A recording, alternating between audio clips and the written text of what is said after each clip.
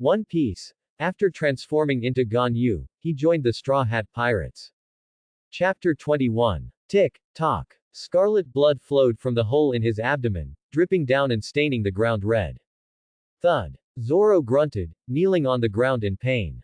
He lowered his head in disbelief, and indeed saw a blood-stained blade tip protruding from his abdomen. Roronoa, I forgot to tell you, I'm a splitter who ate the chop-chop fruit. A mocking voice sounded in his ear, making Zoro's heart sink. This scene. It was surprisingly similar to when he had just stabbed Buggy through the chest. He was tricked by this guy. But, if I didn't kill you once, I'll kill you again. Zoro roared, his kneeling legs suddenly exerting force, driving his waist, and he spun like a whirlwind. Whoosh. His sword-wielding arms rotated like meat grinder blades, severing the head of the person behind him at an imperceptible speed. However, there was no gush of blood as imagined. Even his head can split. Zoro's pupils contracted. He saw the flying head grin a bizarre smile at him in midair. Just then. Look out. Luffy rushed over like an arrow, kicking away a disembodied arm holding a small knife. This was a hand detached from the body, which had just grabbed a small knife by itself and stabbed at Zoro again. If Luffy hadn't reacted quickly, Zoro would probably have another bloody hole in him. Are you alright, Zoro? Luffy looked at Zoro, gazing at him anxiously, his sincerity undeniable. Zoro panted slightly, watching as the head returned to its original place and perfectly reattached to the neck. The arm that Luffy had kicked away also returned to the main body, merging to form Buggy's complete body. He really can split his whole body. Hearing Luffy's worried voice, Zoro couldn't help but look up and give him a deep glance. This guy, he just saved his life, didn't he? He lowered his gaze, scanning the wound on his abdomen. The injury was clearly more severe, and he couldn't continue fighting. That last slash he delivered to Buggy while turning was his final chance. If he forced himself to move again, he would probably pass out from excessive blood loss very soon. That is to say. Zoro slowly exhaled a breath of turbid air. Under Luffy's surprised gaze, he suddenly lay flat on the ground, spread-eagled. I'll rest for a bit. You're up. He closed his eyes, speaking to the sky as if to himself. Upon hearing this, Luffy was startled at first, then gradually began to laugh happily. With words like that, even he, as slow-witted as he was, could clearly understand Zoro's meaning. As long as he defeated Buggy, Zoro would acknowledge him as his captain. Inside a dimly lit wooden hut. Is this Buggy's treasure vault? It doesn't look like there's anything valuable here. Ganyu rummaged through the stacked wooden crates in the room, occasionally showing a disappointed expression. Berries, gold, jewels, she hadn't seen any valuable items she recognized. Most of their valuables were exchanged for berries long ago to buy the treasure maps their captain needed. Compared to Ganyu, Nami's experience was clearly much greater. She quickly found a few useful boxes from a pile of useless ones. The remaining treasures are all here. Ganyu's eyes lit up, and she watched Nami open them with anticipation. Clatter. The moment the boxes opened, a dazzling golden light illuminated the entire room. These were 2 large boxes of gold. Ganyu had never seen so much gold in her life, and for a moment, she couldn't take her eyes off it. Nami, beside her, was even more unrefined, staring intently at the 2 boxes of gold, a look of longing in her eyes. With these 2 boxes of gold, the money to buy the village would increase a bit more. Almost there, just a little bit more. Ganyu bent down and picked up a box. Let's go, 1 box each. Luffy and Zoro might have already defeated Buggy. Hearing her voice, Nami quickly hid the longing in her eyes. She cleared her throat. Clown Buggy is a pirate with a bounty of 15 million berries. Can those 2 really defeat him?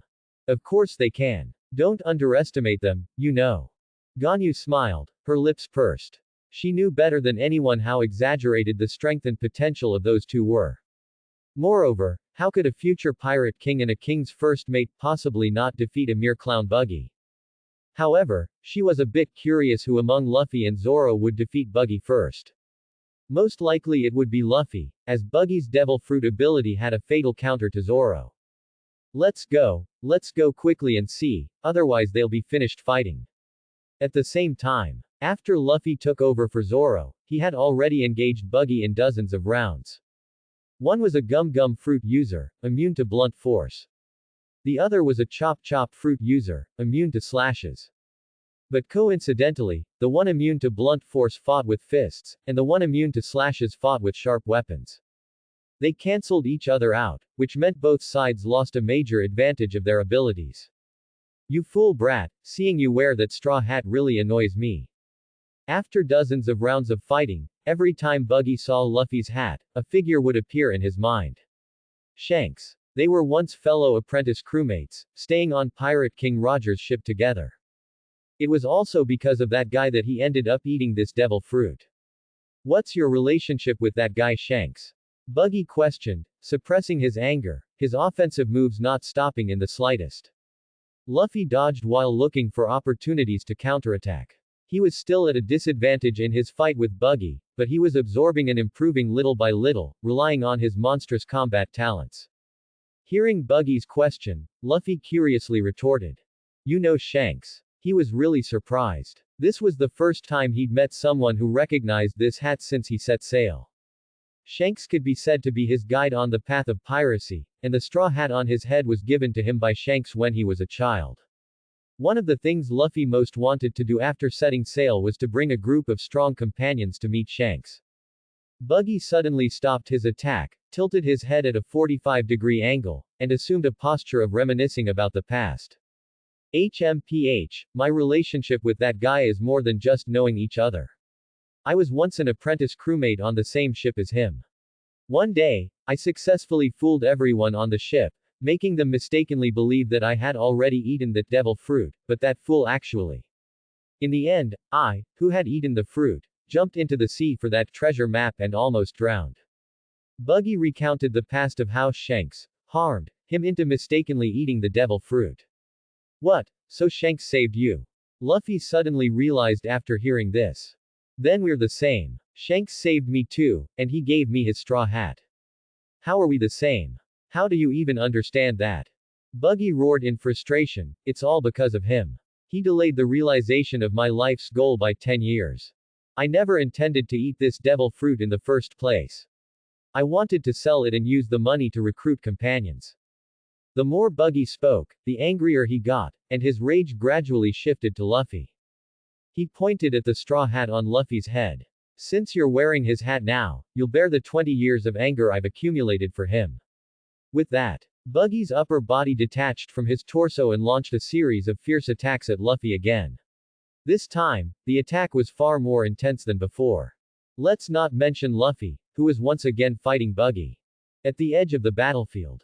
Hey, Mr. Great Swordsman who can't tell directions, are you doing alright now? Just as Zoro entrusted the battle entirely to Luffy and was resting by himself, a teasing voice entered his ears. Not very well, I almost died completely. Zoro subconsciously replied and then turned his head. Because he was lying down, his field of vision could only see two pairs of legs gradually approaching. One pair was bare, snow-white long legs, with slender and well-proportioned lines. The other pair was wrapped in black stockings, not as long but appearing more slender. Zoro's gaze swept past the snow-white long legs and finally stopped on the slender legs in black stockings. Following the curve of the calf upwards, he indeed met a familiar pretty face. Does it look good? That pretty face blinked. What looks good or not good? HMPH, you were clearly looking just now, but you're pretending not to understand. I'm the one who doesn't understand what you're saying. Don't talk to me about this, why are you holding an empty box? This isn't an empty box. Ganyu chuckled, squatted beside Zoro with the box, and opened a small gap in the box for him to see. It's full of gold, Nami said it's worth 5 million berries. Keep your leg away from me. Zoro tilted his head in disgust. His face had been brushed by the black stockinged leg, which was very uncomfortable. TCH, others wish they could touch it but can't, yet you, fellow, really don't know how to enjoy yourself at all. Ganyu rolled her eyes at him and moved a bit to the side. Zoro's gaze flickered, sweeping over the box in Ganyu's arms, then turning to Nami beside Ganyu, his eyes suddenly narrowing. It's you. This orange-haired woman was precisely the culprit who had previously caused him to clash with the Buggy pirates. What's going on? How did Ganyu get mixed up with this woman? And it sounds like they even went to steal things together. Zoro already looked intimidating, and he still carried the killing intent from the recent battle, plus the smell of blood all over him. A single, "It's you," actually scared Nami so much that her delicate body trembled. Well, what a coincidence, ha ha ha ha. She hurriedly hid behind Ganyu, shrinking her neck and greeting him awkwardly. Seeing the awkward atmosphere, Ganyu gently kicked Zoro's arm. "Her name is Nami, she'll be our navigator on the ship from now on. You can't hold a grudge." Zoro was startled by her words. The hostility in his gaze towards Nami faded, replaced by scrutiny. Her. A navigator. Is her navigation skill as good as yours? You. Hearing this, Ganyu was quite annoyed. This guy was ostensibly questioning Nami, but in reality, he was mocking her too. If it weren't for the fact that you're injured, I would have just stomped. Ganyu clenched her fists, but ultimately suppressed her anger and let him off this time. As for Nami, these words were undoubtedly a disregard for her professional expertise. It is well known that people often react most strongly when questioned in their area of greatest competence. Immediately, Nami didn't even bother to feign a delicate posture anymore. She proudly raised her head, pointing a thumb at herself. I'm not sure about Miss Ganyu's navigation skills for now, but I can guarantee, in the East Blue, you absolutely won't find a better navigator than me in the short term. Zoro met her gaze for a moment, then said noncommittally, another guy who talks big. Whatever, as long as you don't capsize the ship. HMPH, I'm not talking big at all. Nami put her hands on her hips. Your standards are too low, aren't they? How could anyone be so stupid as to capsize a ship? Is such a person really a navigator? Is there a possibility that that person is standing right behind you? Before Zoro could finish his sentence, he was roughly clapped over the mouth by a certain embarrassed Miss Coconut Goat. Alright, let's stop talking about useless things. Ganyu used physical means to eliminate the noise, saying with a serious expression. What we should be doing most right now is focusing all our attention on Luffy. Her expression was serious, truly looking like someone concerned for her comrade. Of course, that's assuming one ignores the pitiful figure struggling under the pressure of her palm. Meanwhile, Luffy and Buggy's battle was finally drawing to a close. With no one interfering, the young, energetic, incredibly potential, and monstrously talented Luffy naturally became the ultimate victor. Gomu Rubber Rocket. A powerful attack hit Buggy squarely in the chest, blasting him completely into an unknown distance. As the dust settled, Luffy took off the straw hat on his head, gently patted off the dust, and then put it back on. After doing all this, he grinned, smiling radiantly, and raised a hand to wave in the air. I won. He shouted loudly. As a pirate, the joy of victory should be shared with comrades. And a dozen meters away, Ganyu, witnessing all of this, returned a sweet smile and also raised her hand to wave. I saw it. As expected of the protagonist, he really did it. He actually, really won. Nami looked stunned, never having imagined that this ordinary Straw Hat Boy could actually defeat Buggy. Are they really that strong? Zoro also sat up at this moment, touching the five-finger red mark that had not yet faded on his face, his voice neither too loud nor too soft, but enough for all three present to hear. You won. It wasn't until the battle ended that the local residents rushed over after hearing the news. Knowing that Ganyu and her companions had defeated the Buggy pirates, the entire town was filled with gratitude, not only providing various supplies needed for their voyage but also carefully bandaging the injured Zoro and Luffy. And Luffy, looking at these residents who had been persecuted for months by the Buggy pirates, made a decision that made Nami's heart ache. He left behind a box of gold worth 5 million berries for the town's reconstruction. This town had been ravaged by Buggy's cannonballs and was in a terrible state. Its recovery would require a large amount of financial and material resources. Thus, the newly formed Straw Hat Pirates decided to rest on the island for one night and set off again the next morning. The night passed without incident. Morning, at the port. Your ship is pretty good, but it might be a bit crowded for 4 people. Nami boarded the ship, walked around, and quickly came down, shaking her head. In terms of space, it was certainly enough for 4 people, as it had previously accommodated 3 more pirates. Namis, crowded, referred to the insufficient living space for 2 men and 2 women sailing on one ship, which would be very inconvenient. Luffy didn't quite understand where it was crowded, but still asked, then what should we do? If you ask me, we should just steal Buggy's ship. Anyway, they were defeated by us, so logically, it should be our spoils of war. Zoro was well aware of the trouble of living with women. After all, they had already been eating and living together for more than 10 days. Now with another woman, this small ship definitely wouldn't be enough. Nami shook her head, disagreeing. I'd also love to sell that ship, but it's just too big, 4 people can't possibly sail it. Ganyu thought for a moment, then how about we make do for now? A few crowded days will pass, and I have a premonition that we'll soon get a bigger ship. This was a lie, it wasn't a premonition at all, but a spoiler. No need. Nami flashed a sly smile, pointing in a direction. I tricked this ship from 3 idiot pirates. Perfect, with 2 men and 2 women, we can each take one ship. Everyone looked in the direction she pointed, and sure enough, they saw a ship, slightly smaller than theirs, flying the Buggy Pirates flag, docked by the sea. Ganyu, Luffy, and Zoro exchanged glances, confirming that this was indeed the ship of the 3 unlucky pirates they had rescued from the sea.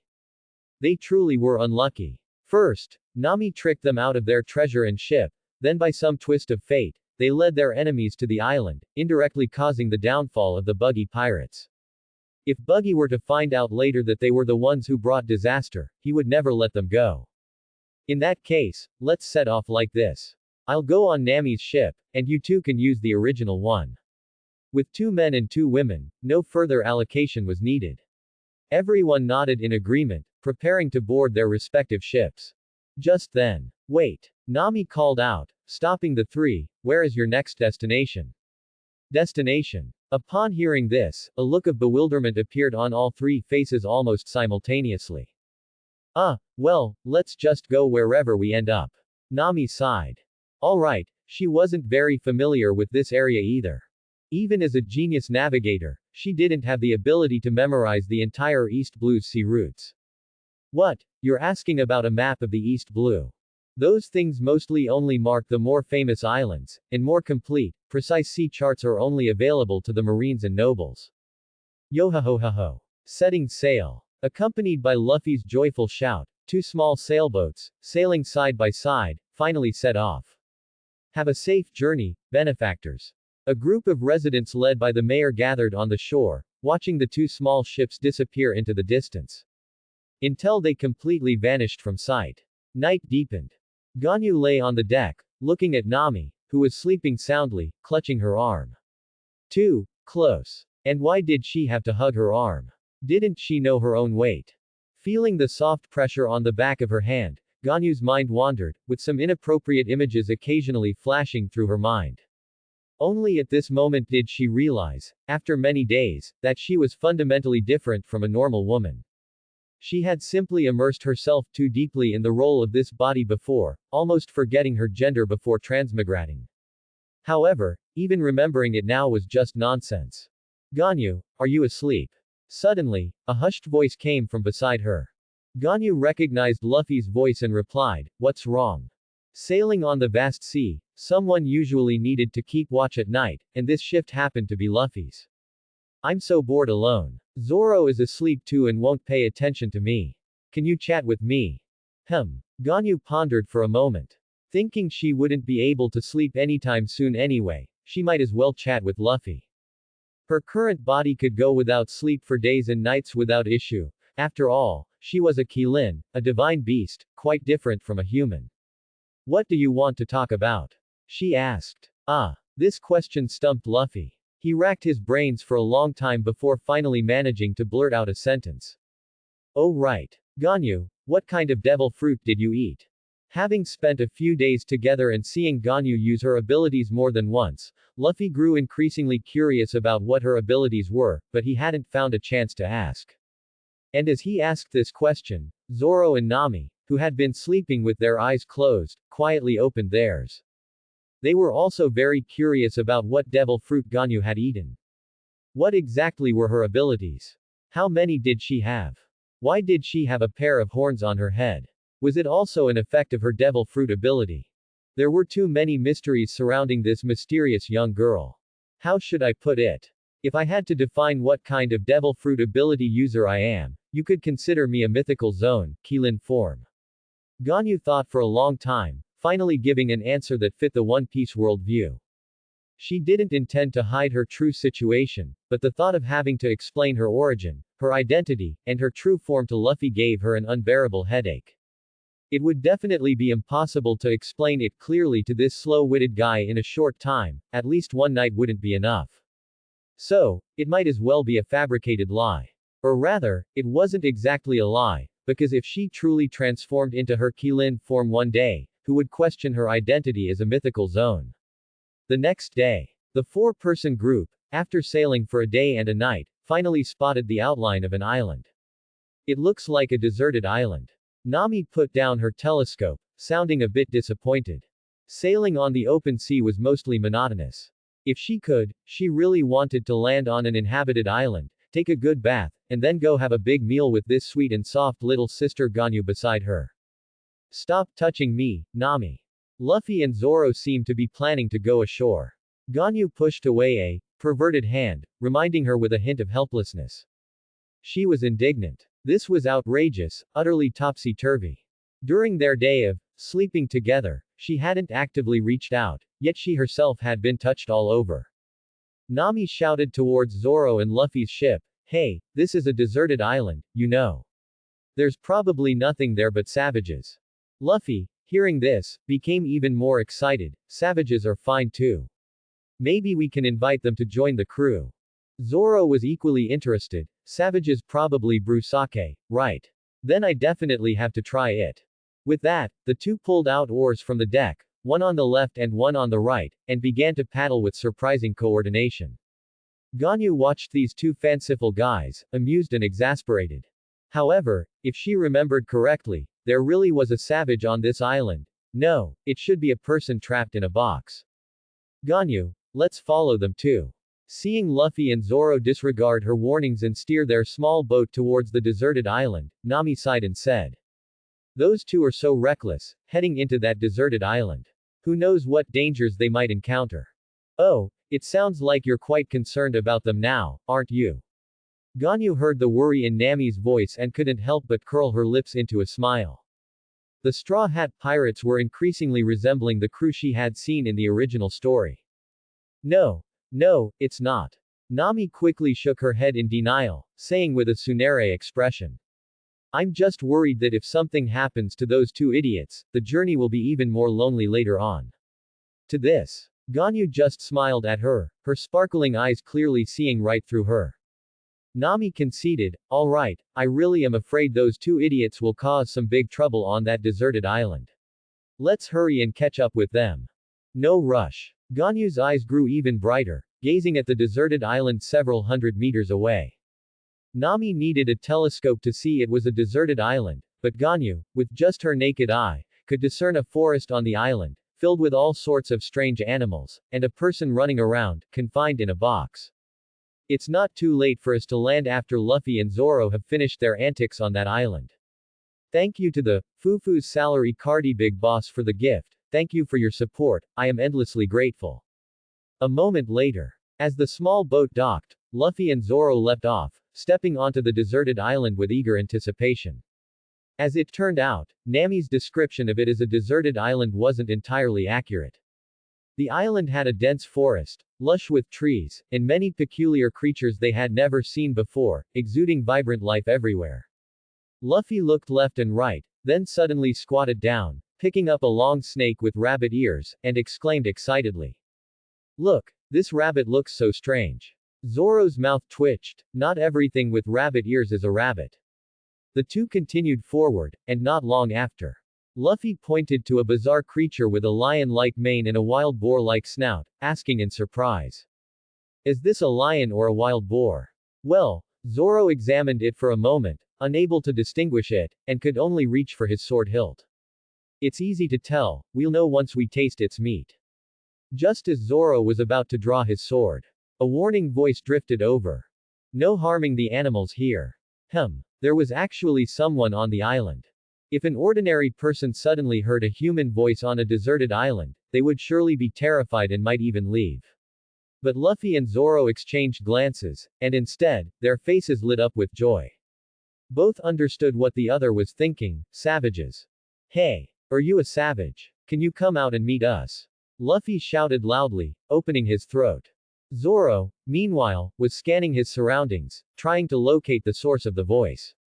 No. I am not a savage, I am the guardian of this forest. Listen, I order you to leave this island immediately.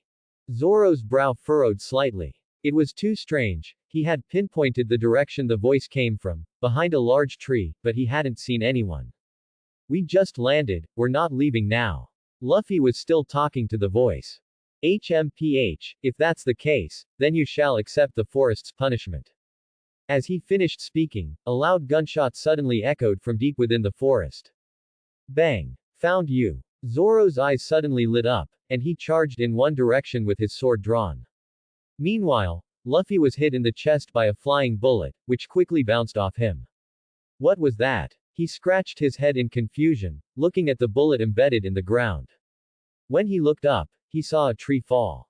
Under the tree, Zoro stood before a tree stump with a smooth cross-section, his gaze surprised, his right hand holding his sword forward. The wood chip-stained blade tilted downwards, its cold tip pressing against the neck of a dwarf creature. Are you human? Zoro asked uncertainly. The dwarf creature trembled, holding a pistol, thoroughly frightened and unable to speak for a long time. At this moment, Luffy excitedly ran over, reaching out to push down Zoro's blade. So it was you fellow, secretly talking. Seeing the blade move away, the dwarf creature finally breathed a sigh of relief, and looking at the curious Straw Hat Boy in front of him, he put the gun behind his back and said, I am not a fellow, my name is Gold Roger, I am a man trapped in a box. A box. Luffy and Zoro froze at the words, then looked down. Only then did they realize he wasn't a dwarf, but that his body from his neck to his knees was contained within an old wooden box. Luffy observed for a while, then laughed. Why are you in a box? Are you using the box as your clothes? It's not like that. 20 years ago, I accidentally got trapped in this box, and when I woke up, my companions had already left, leaving me alone on this island, Gold Roger explained. 20 years. Zoro was stunned, unable to imagine how someone could live in a box for 20 years. That's right, 20 years, I remember every single day. Gold Roger, however, smiled calmly, a hint of imperceptible emotion and sadness hidden within his smile. Luffy thought for a moment and asked, then why didn't you let others rescue you? Many people must have landed on the island in 20 years, right? Because there's treasure on this island, and I don't trust those people, I'm afraid they'll steal my treasure. Treasure. Where? Luffy's eyes immediately lit up upon hearing the word, treasure. Gold Roger lifted his box, stood up from the ground, and pointed in a direction, saying, it's over there, follow me. Wait. Zoro reached out to stop the impatient Luffy, asking suspiciously. You haven't told anyone about the treasure for 20 years, so why are you taking us to see your treasure today? His suspicion was not unfounded. No matter how he looked at it, this seemed like a scheme targeting him and Luffy. However, this time, Zoro was truly overthinking it. He's not lying to you, I did see treasure on a hillside. At this moment, a beautiful damselette with blue hair descended from the sky, her figure graceful, her robes fluttering, looking utterly ethereal. The damselette walked down from the sky step by step, as if treading on invisible air stairs, her posture dignified and elegant. This scene stunned all three men present. Luffy's eyes widened. Sugoi. Ganyu, you can really fly. Can you teach me? Sorry, Luffy, I really can't teach that. Ganyu shook his head slightly, walking gracefully to stand between Luffy and Zoro. Zoro glanced at him. How did you get to the island? Where's that greedy woman? Nami is on a small hillside. She said he wanted to experience flying, so I just happened to fly him to the island, Ganyu replied. Wait, are you saying you flew to a small hillside and found treasure there? Suddenly, Gold Roger rushed over, his face excited, staring intently into Ganyu's eyes. It was no wonder he was so excited, If there were no surprises, the small hillside the damselet mentioned was precisely the treasure he had guarded for over 20 years. Ever since he was trapped in the box, he had never been able to climb that small hillside again. Ganyu nodded slightly. Yes, there are several boxes up there, and inside. What's inside? Gold, jewels, or a treasure map? Gold Roger's voice cracked with excitement. This, you should go and see for yourself. Ganyu sighed slightly, his eyes filled with pity. Inside the boxes, there was nothing. They were empty. The treasure he had guarded for 20 years was actually just a few empty boxes. 10 minutes later, with the help of Luffy and Zoro, Gold Roger finally climbed the small hillside he had guarded for 20 years. However, when he opened the boxes with eager anticipation, he found nothing inside. Empty, empty, how can they be empty? Gold Roger collapsed to the ground, utterly disheartened. At that moment, it was as if his entire spirit had drained away. 20 years, all for naught. Tragic. Hey, there's a lot of gold here. Suddenly, Luffy and Nami burst out with excited shouts. Where? Let me see. Gold Roger sat up on the spot and ran over frantically. He suddenly opened his eyes wide. He saw that an old, dilapidated box was filled to the brim with glittering gold, shining brightly in the sunlight. Splash. 2 streams of hot tears rolled down Gold Roger's cheeks. He threw himself onto the gold, a satisfied smile on his face. To the side, Zoro folded his arms in thought, muttering in confusion. The style of this gold, why do I keep feeling it looks familiar? You're not wrong, this is actually the gold we plundered from Buggy. Just as Zoro grew increasingly suspicious, Ganyu quietly approached him and whispered in his ear. Upon hearing this, Zoro instantly understood everything. It turned out, to prevent Gold Roger's 20 years of waiting from ending tragically, Ganyu and Nami had already loaded the gold from the ship into the empty boxes on the small hill. These 2 women had put on quite a show. However, this outcome wasn't bad. It was just a shame about the 5 million berries they had finally obtained. Half an hour later. Take this box of gold with you, my friends, I'm sure you'll find a good use for it. Before they parted, to their amusement, Gold Roger ultimately gave them the box of gold. Gold Roger. Aren't you coming with us? Luffy, deeply moved, sincerely invited him. I won't. Gold Roger shook his head, turned his back, and, along with the island's unique animals, returned to the forest he had guarded for 20 years. I'll stay here from now on and become the true guardian of this forest. On the deck. What? This box of gold Gold Roger gave us was originally ours. Back on the ship, Luffy's eyes widened upon hearing this news. His brain worked furiously, but even as his head smoked from thinking, he couldn't make sense of it. Luffy, after you landed on the island, Nami and I. Ganyu couldn't bear to see her captain's already not so smart brain overexert itself, so she explained in detail what she and Nami had done. Oh. Luffy suddenly understood, then slapped Ganyu and Nami on their backs. Well done, you two. Hiss, that hurts. Nami was caught off guard by the slap and felt like her back was about to break. Huh, was it that hard? But why is Ganyu perfectly fine? Luffy looked puzzled. Nami was almost angered to the point of spitting blood. Nonsense, can my physical condition be the same as Ganyu's?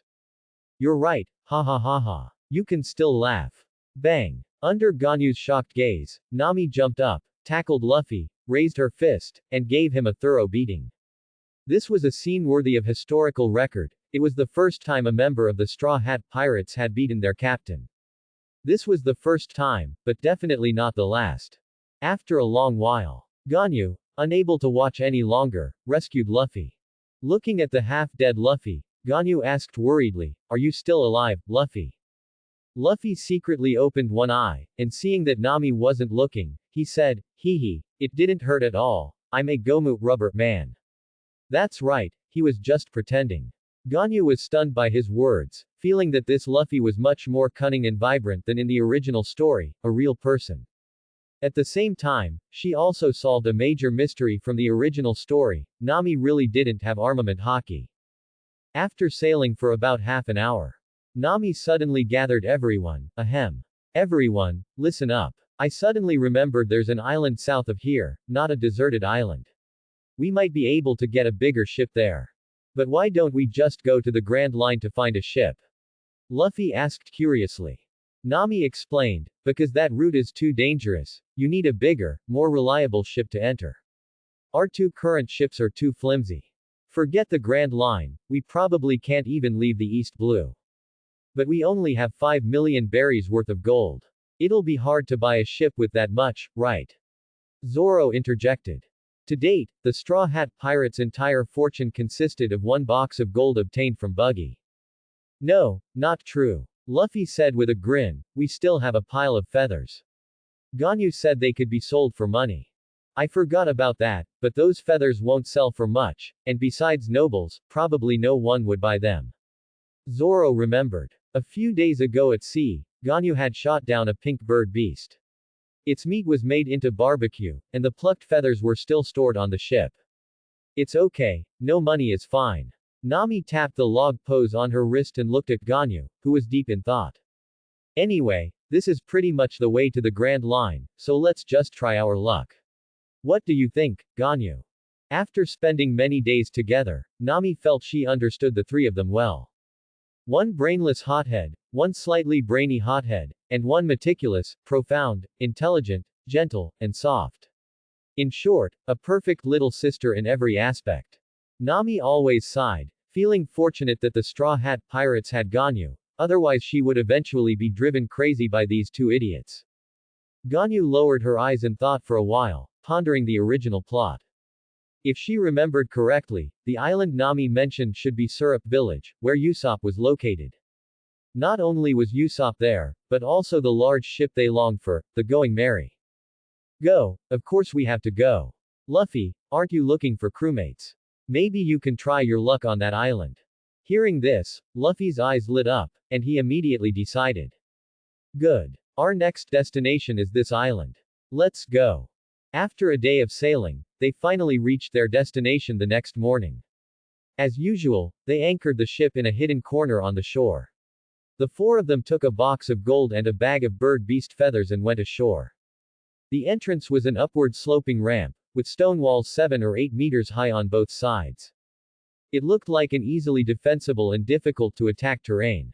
If an ambush was set up on the stone walls and at the top of the slope, and attackers struck simultaneously when invaders entered the ramp, the enemy would surely be caught off guard.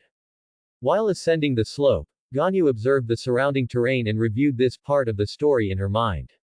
There were 3 key figures on this island. First, one of the main characters, the future Sniper King, God, Usopp.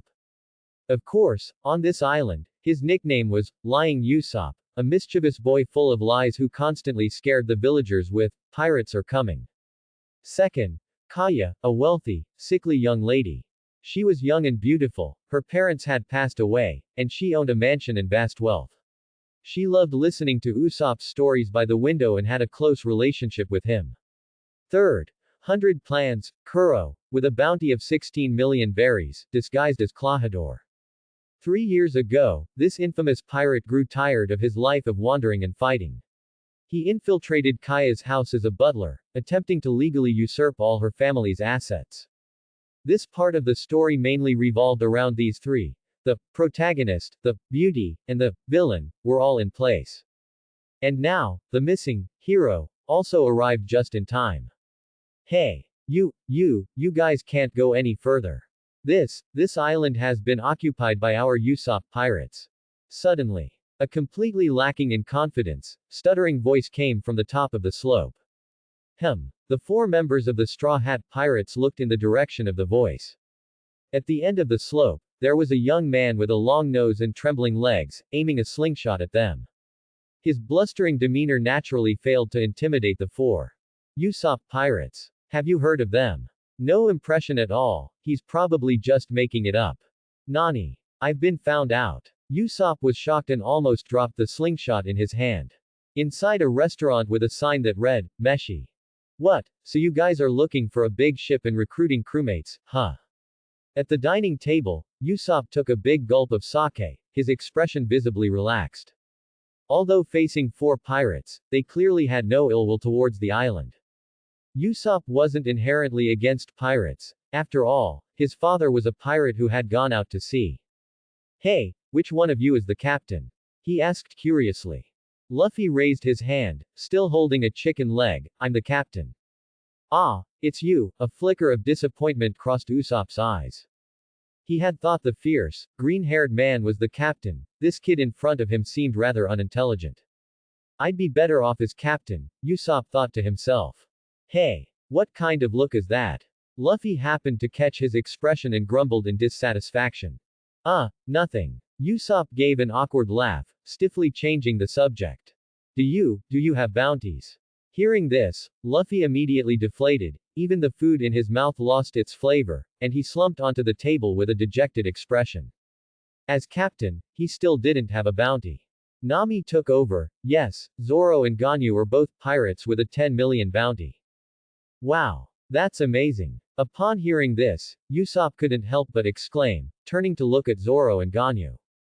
He wasn't surprised that the green-haired swordsman had a bounty, he clearly looked like a powerful character. But the blue-haired girl next to him was beyond his expectation. She looked as delicate as Kaya, exuding a noble and cool aura, even more like a noble young lady than Kaya, with slender arms and legs that didn't show any signs of strength.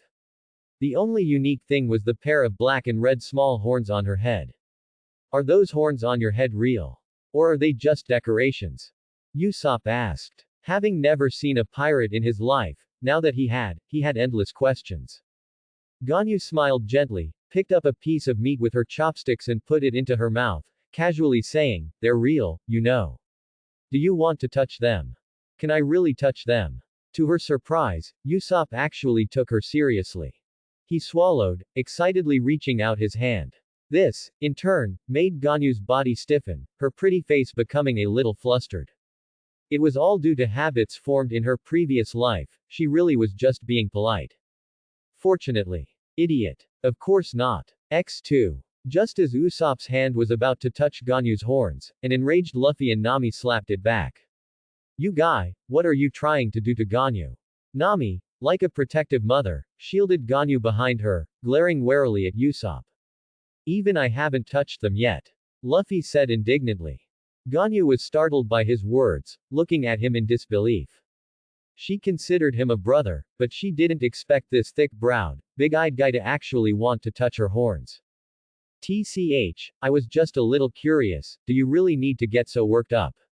Having been so strongly rebuffed, Usopp sheepishly withdrew his hand, then looked up at the clock in the restaurant, his expression suddenly panicked. Oh no, it's time. The next moment, without even saying goodbye, he rushed out of the restaurant at an exaggerated speed, without looking back, and disappeared into the wind. The four exchanged glances, not overly concerned, and continued to eat. Anyway, Usopp was on this island, they would meet again after he finished his business. Soon after, three children stormed into the restaurant, coming to their table. Where's Captain Usopp? Why isn't he with you? What did you do to our Captain Usopp? In the morning, they and Usopp had tried to stop the four from landing on the island, but Usopp had gotten scared and fled after being exposed. Later, seeing Usopp enter the restaurant with these four, they were worried and came to check. Zoro's lips curled into a smile, a teasing thought crossing his mind. You mean that long-nosed guy? We ate him. He showed a sinister expression, looking genuinely a little scary. Ah. The three kids were instantly stunned, looking at the four at the table with terrified expressions. Nami sighed, rubbing her forehead. Hey, don't scare the children. What if you traumatize them? Which? To her surprise, as soon as she spoke, the children pointed at her and shouted. A black line appeared on Nami's forehead. Why are you scolding me? What does it have to do with me? Aren't you all together? Luffy nodded. That's right, we're together. Then you also ate Captain Usopp. Nami, they have a point. Bang. Nami slapped Luffy on the back of his head. Why are you siding with outsiders, you idiot? We didn't really eat anyone. After some bickering, learning from the three children that Usopp was going to Kaya's mansion, Luffy decided to go to the mansion to try his luck with Kaya as well. Ganyu suggested, let's go together. It's a good opportunity to exchange the gold for cash. And these feathers too, let's sell them to her. Luffy nodded vigorously. Normally, he listened to whatever Ganyu said. There was no other way. Ganyu was the first crewmate to acknowledge his position as captain, And she also had excellent barbecue skills, she completely had him by his lifeline. Zoro stroked his chin, thinking for a moment, so, not only do we need to borrow a ship, but we also need to bother someone to exchange our gold for cash and buy our feathers. Everyone fell silent at his words. That certainly was too brazen, they weren't related, so why should she help so much? Seeing her crewmates hesitate, Ganyu spoke, simply asking for help is indeed too much, but what if we could also help her? Everyone's eyes lit up, that was a good idea. But how can we help a rich young lady? Nami asked, troubled. Ganyu smiled mysteriously, do you remember that big ship we spotted when we were approaching this island?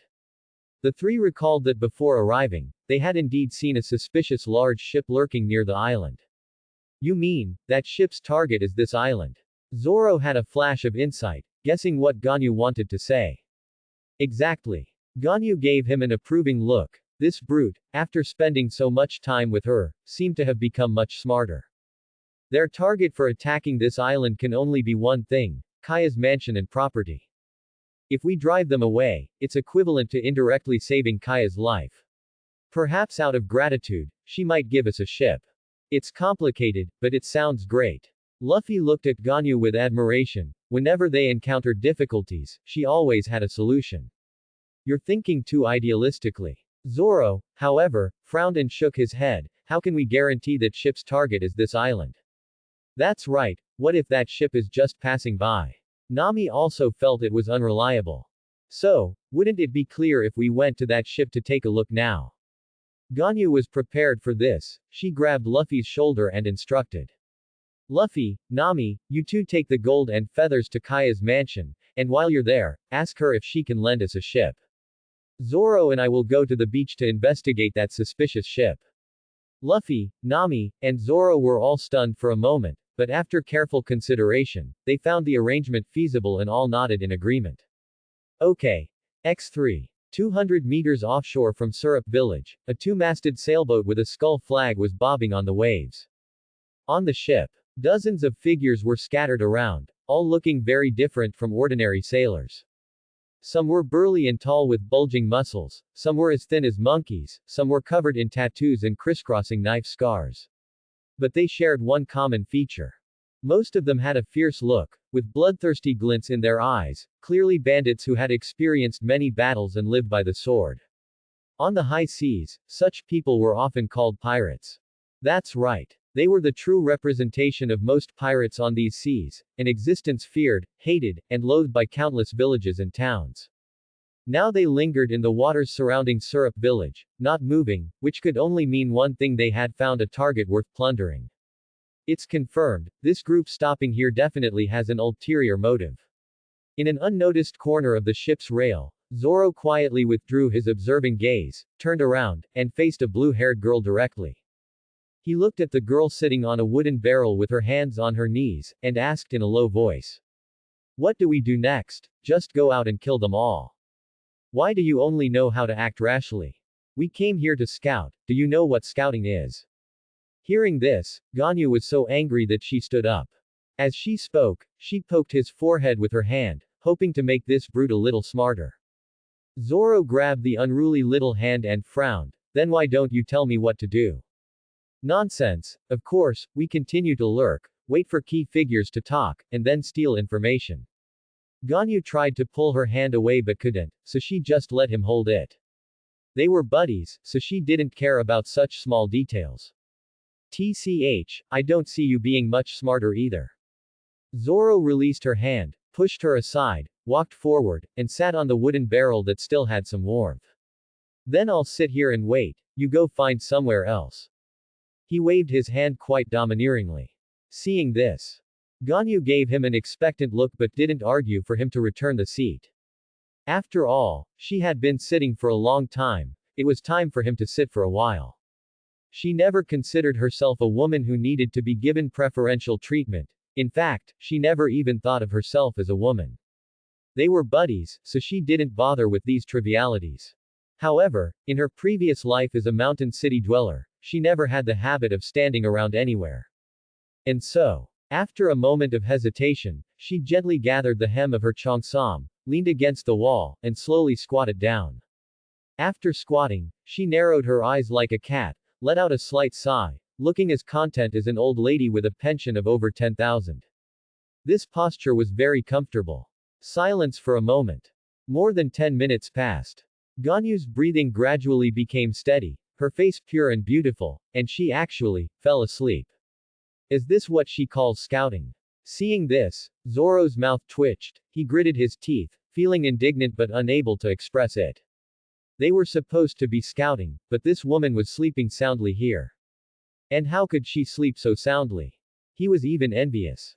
Thinking this, unconsciously, Zoro also fell asleep. Splash splash. The waves tirelessly slapped against the ship, and the bright moon quietly climbed to mid-sky. Time flew by. Ganyu was woken by the coolness on her face. When she opened her eyes, she froze. Above her head was not the expected scorching sun, but a night sky dotted with stars. Ganyu was silent for a full minute. Hey! She suddenly got up and slapped the sleeping swordsman's face. How did you fall asleep too? It was simply speechless, both people sent to scout had fallen asleep. Luffy and Nami must think something happened to them and were probably searching non-stop, right? What's wrong? Zoro slowly opened his eyes, his voice tired, and he yawned as he spoke. Strange, why did his face hurt a little? Ganyu grabbed his collar with both hands and shook him up and down vigorously. You just know how to sleep. Don't you know it's already dark? Let go. Zoro was shaken so hard that he saw stars and almost passed out again. This woman's strength was astonishing, he couldn't even break free. Fortunately, Ganyu let go after a short while. She knew how exaggerated the strength of her current body was and was worried that if she used too much force, she might accidentally shake someone's brains into a pulp. Moreover, she was actually a little guilty because she herself had also fallen asleep. However, since she was the one who woke up first, she naturally had unlimited speaking rights. I've figured out the situation on the ship. The captain's name is Django, and two of his officers are nicknamed Siamese Cat and Tabby Cat. They are all under orders from a man named Kuro on the island, and they will attack Syrup Village first thing tomorrow morning. Huh. The information is so comprehensive. Did you tie up their captain and interrogate him? Blasted by this barrage of information, Zoro's drowsiness vanished, and he looked at Ganyu in disbelief. How much had this woman done while he was asleep? Interrogate? Not really. I just happened to overhear them talking. Ganyu's pretty face subtly flushed, and she raised her hand to smooth her hair by her ear, using this action to cover the unnaturalness in her expression as she lied. What Zoro didn't know was that she had actually only woken up a minute earlier than him. As for these surprising pieces of information, she had actually learned them from watching anime in her previous life. Stop talking nonsense, since we've figured out the situation on the ship, let's hurry back. Luffy and Nami must be worried sick. Ganyu turned her head and urged, feigning displeasure. Alright then, shall we return the way we came? Zoro stood up and stretched, appearing very obedient due to his self-acknowledged fault. Under the moonlight, two figures, like ghosts, bypassed everyone and silently jumped off the ship. Just as they were about to fall into the sea, Ganyu's fingertips condensed an icy blue current, and she flicked out an ice shard. With a crack, the sea surface instantly froze into an ice path about half a meter wide, steadily catching the two of them. This ice path only extended about 10 meters, but their steps did not falter. Whenever Ganyu stepped off the ice, a new ice path bloomed ahead. The seawater touched by the short high-heeled soles instantly froze, and an icy blue trail continuously extended across the dark sea. After creating such an ice path more than 10 times, the two returned from the middle of the sea, 200 meters away, to the shore of Syrup Village. As soon as they landed on the island, they saw a young man wearing a straw hat, sound asleep on the beach. Luffy. Ganyu and Zoro exclaimed simultaneously. How did Luffy fall asleep here? I'm not sure, maybe something happened after we left. Let's wake him up first. Alright. Zoro grabbed Luffy, raised his hand, and his palm became a blur in the air. A series of crisp slaps echoed particularly harshly on the quiet seashore. Slap. Slap. Slap. Slap. Slap. Ganyu watched, dumbfounded. Seeing Zoro slap him back and forth dozens of times without any intention of stopping, she finally couldn't help but step forward to intervene. What kind of rude way is that to wake someone up? She pushed Zoro away and pulled Luffy into her arms. Luffy, Luffy, wake up. She called out several times, but he was still sleeping like a dead pig. If it weren't for the constant snoring, she might have thought he had suddenly died.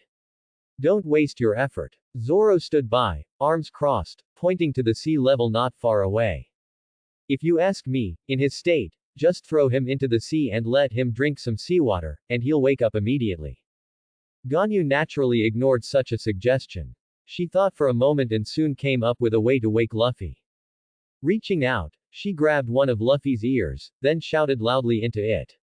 Luffy, it's party time. This method was truly effective immediately. The moment her voice fell, Luffy, who had been snoring just a second ago, instantly opened his eyes.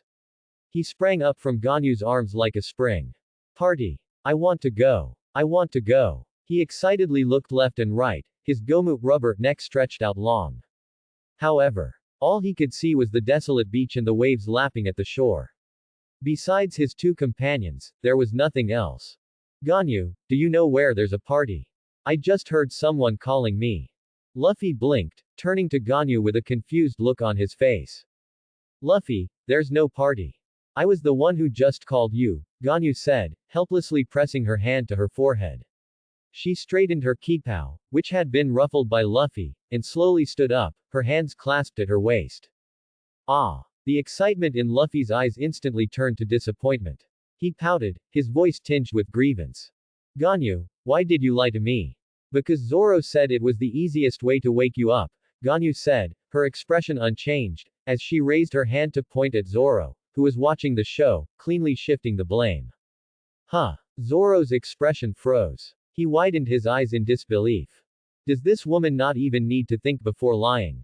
It wasn't me. Just as he was about to explain, Luffy's fist came flying with a whoosh.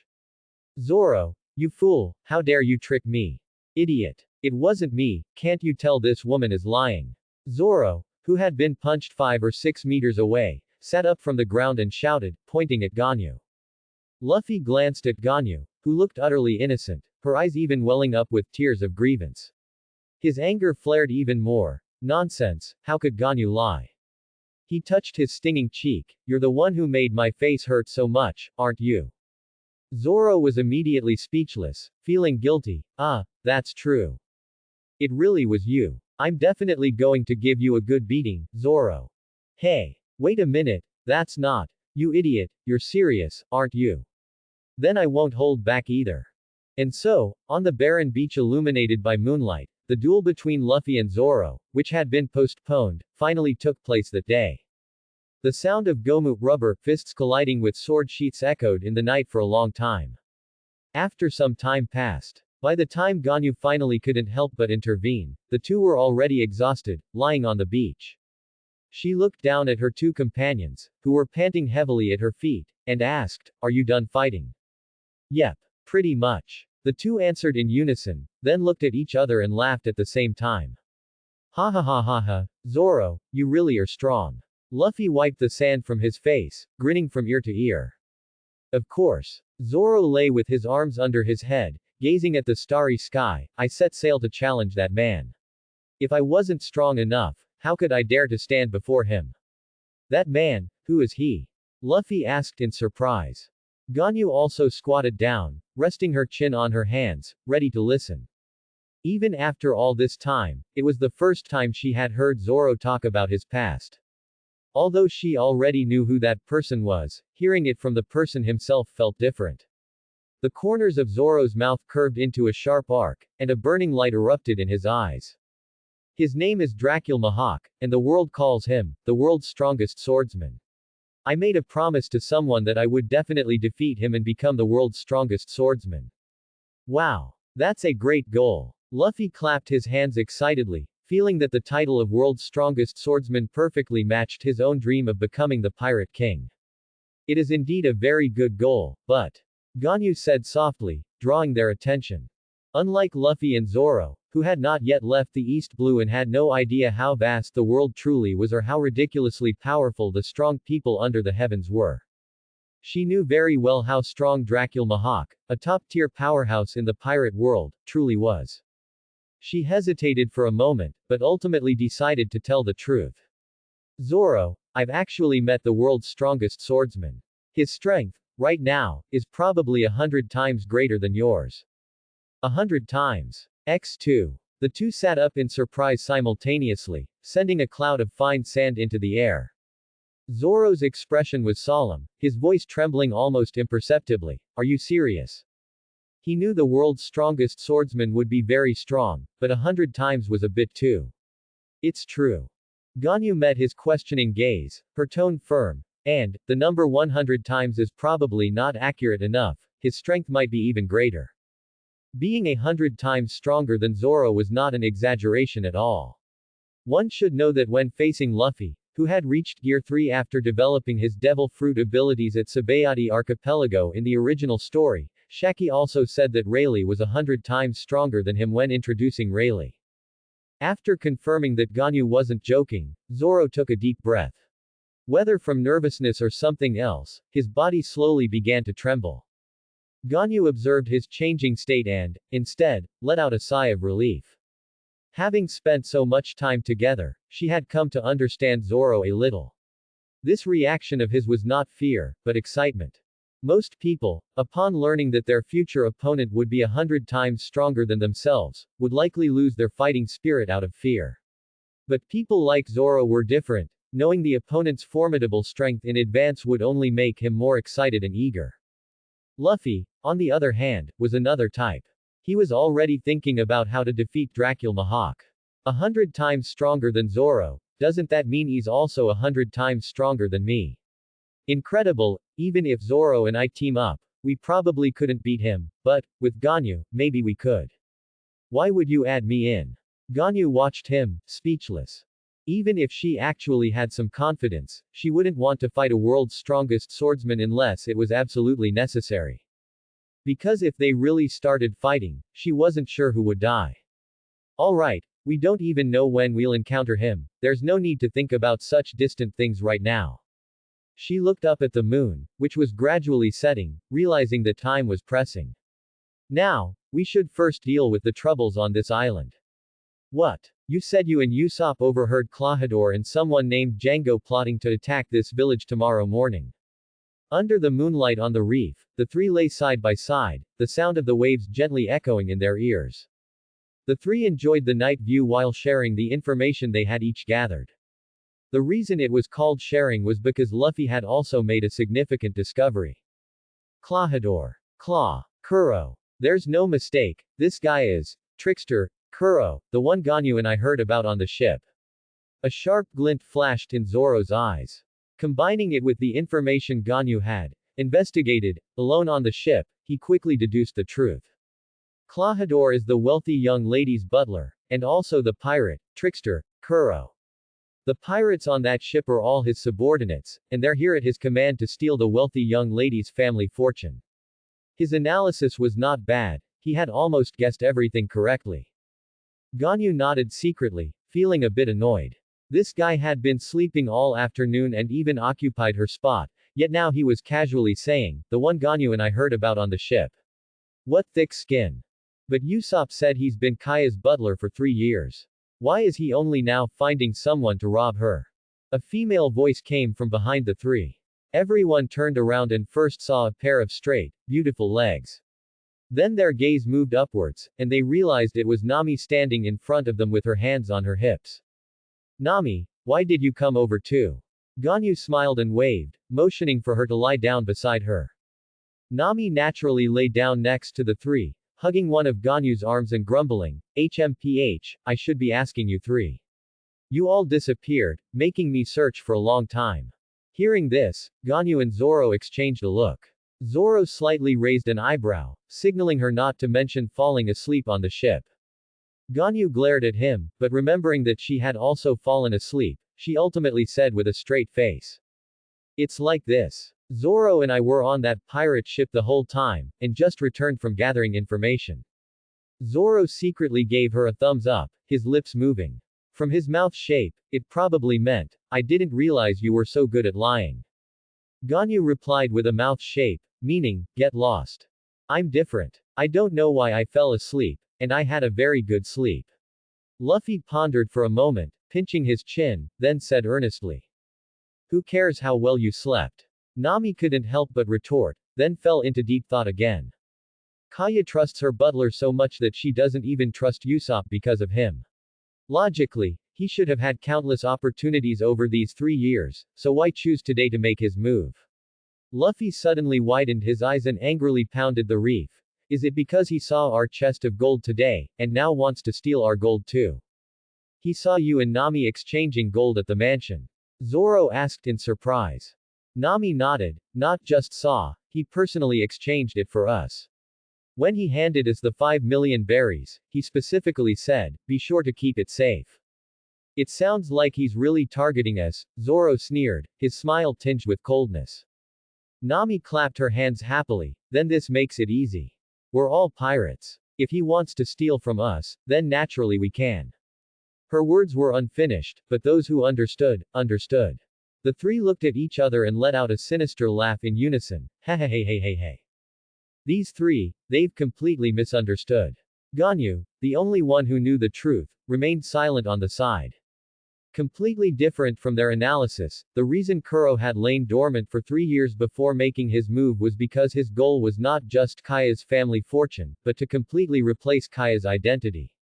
Therefore, he sent that group of pirates not to plunder the village and mansion, but to use the pirates' hands to kill Kaya, force Kaya to leave a will before her death, and thereby legitimately inherit Kaya's estate.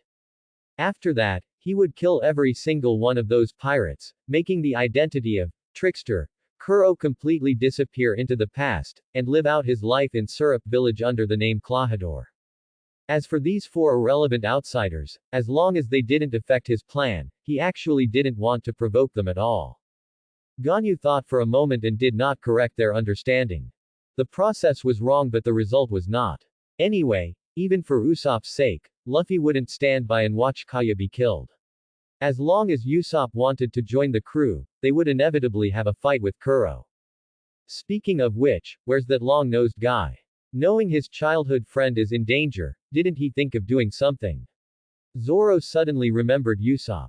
Nami smiled mysteriously. Of course he did, and if you saw what he's doing now, you'd definitely be surprised. Moonlight spilled onto the slope leading to the village.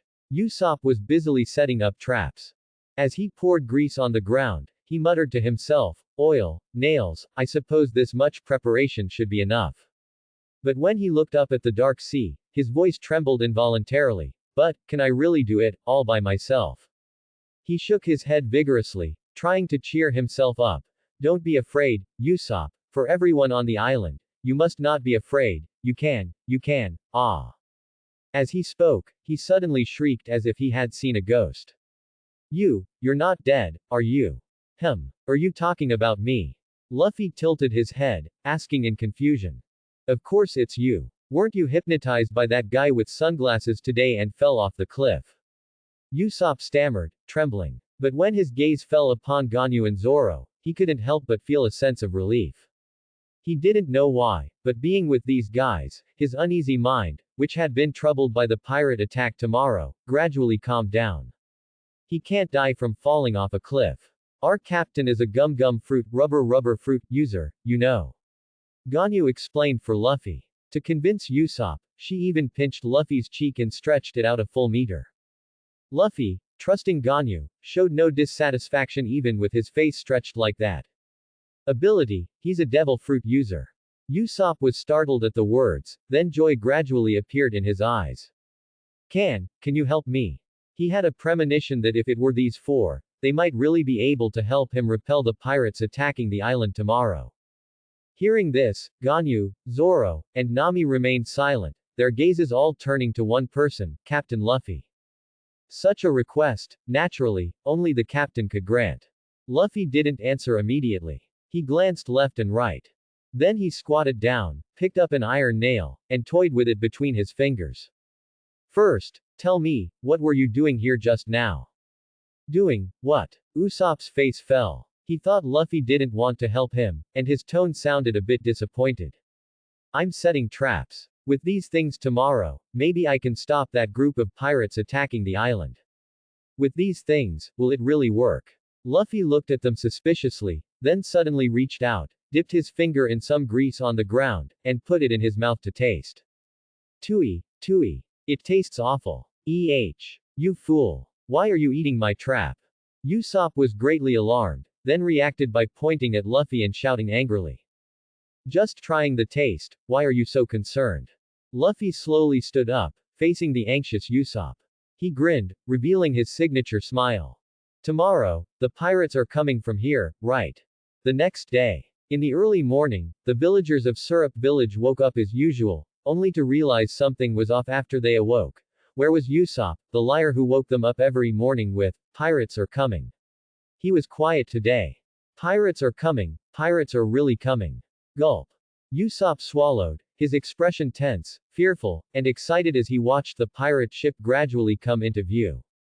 Batch after batch of pirates disembarked from the pirate ship, stepping onto the island where he had lived for 17 years. Such sharp weapons, so burly, so scary, these people all look so strong. As he watched these pirates, each one much stronger than an ordinary person, Usopp's body couldn't help but tremble. He spoke, lacking confidence.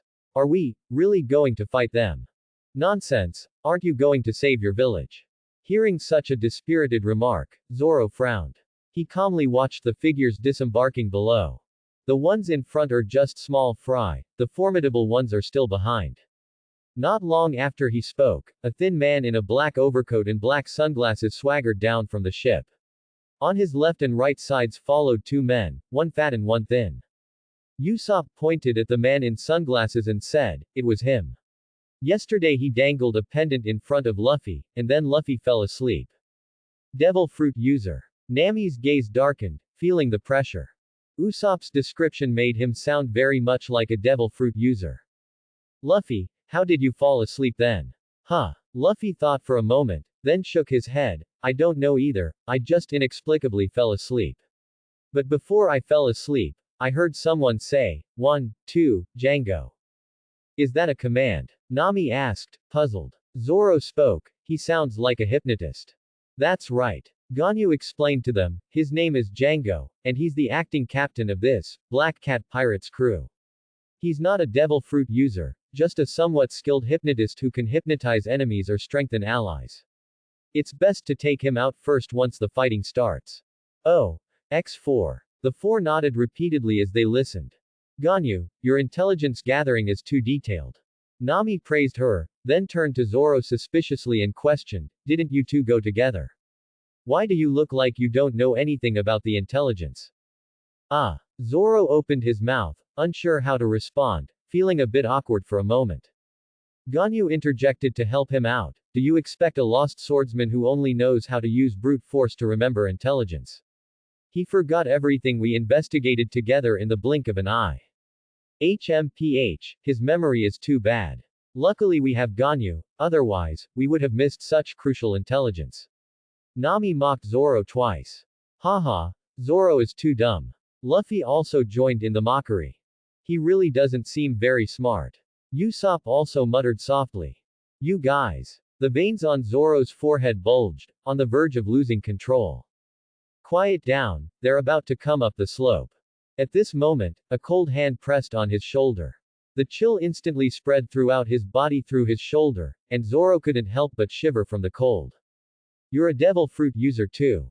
Usopp, with his excellent eyesight, caught this scene and gasped in surprise. Ganyu didn't answer. Instead, she directly extended her hand. Cold air permeated, and amidst the frost, a bow gradually appeared in her palm. She really is a devil fruit user. At this moment, silence was more eloquent than words. Usopp looked at the bow in Ganyu's hand, then at the slingshot in his own hand. A hint of envy flashed in his eyes. The equipment gap is too big. Haha, they're coming up. They all tripped over the oil Usopp laid out. Before long, Luffy's hearty laughter rang out beside him. Nami was also laughing, hee hee, after the oil path, there's also a row of iron nails. They're definitely going to fall again. Indeed, as expected, soon the joyful wails of the pirates echoed from the slope. Which lunatic poured so much oil and threw so many iron nails here? This must be a trap deliberately set by someone, maybe there are even ambushes hidden in the dark. Nani, are you saying we've been discovered? A commotion arose from the pirate crowd. Don't waste time here, you idiots. Do you want to be killed by Captain Kuro himself? Django shouted loudly, and after suppressing all voices with the name, Kuro, he gazed at the trap on the slope, then looked up and around, observing the trees on the cliffsides of the slope. Someone must be hiding in the woods. Go, rush up the slope and drag them out for me. But, Captain Django, the ground is all oil and iron nails, we can't get up at all. The pirates said with distressed expressions. For them, the terrain was too disadvantageous. There was only one path to the island, and it was covered in traps. It's all right. Come, look at the pendant in my hand. Django stretched out his hand, revealing a pendant connected to his finger by a string, and swayed it in front of the pirates who were looking at him. After I say, 1, 2, Django, you will become brave warriors who charge forward, fear no pain, and dread no death. 1, 2, Django. As his voice fell, the pirates, who had just been grumbling, all fell silent.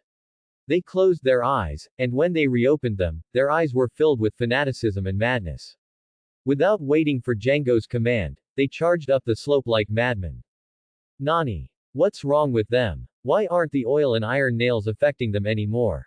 Usopp watched, dumbfounded. Obviously, the hypnosis is working. Zoro looked at the approaching crowd below, pulled out a black cloth from his body, put it on his head, and then began to draw his swords as if no one else was around. What are you going to do? Usopp asked, though he already had the answer in his heart. Cut people. After Zoro said this, he pushed off the ground with both feet. With a swish, he swung his swords, a flash of blade light meeting the charging pirates. Splat. Several pirates running at the front splattered blood, their expressions returning to shock as they fell to the ground, then were stomped into the dirt by the pirates behind them. Gomu, rubber, Gatling. Luffy had also appeared on the pirates' inevitable path at some point. He stood still, drawing his arms back, his rapidly swinging fists forming afterimages in the air. Bang bang bang bang. A dozen pirates charging at the front were sent flying, but strengthened, their resistance to blows was significantly enhanced, and soon they stood up again. Including those pirates cut down by Zoro's swords, they also stood up. Amazing. Usopp's expression fluctuated wildly, exclaiming repeatedly, but, these hypnotized people seem to be impossible to kill. HMPH, making a fuss over nothing. Nami looked at him with disdain, her tone relaxed.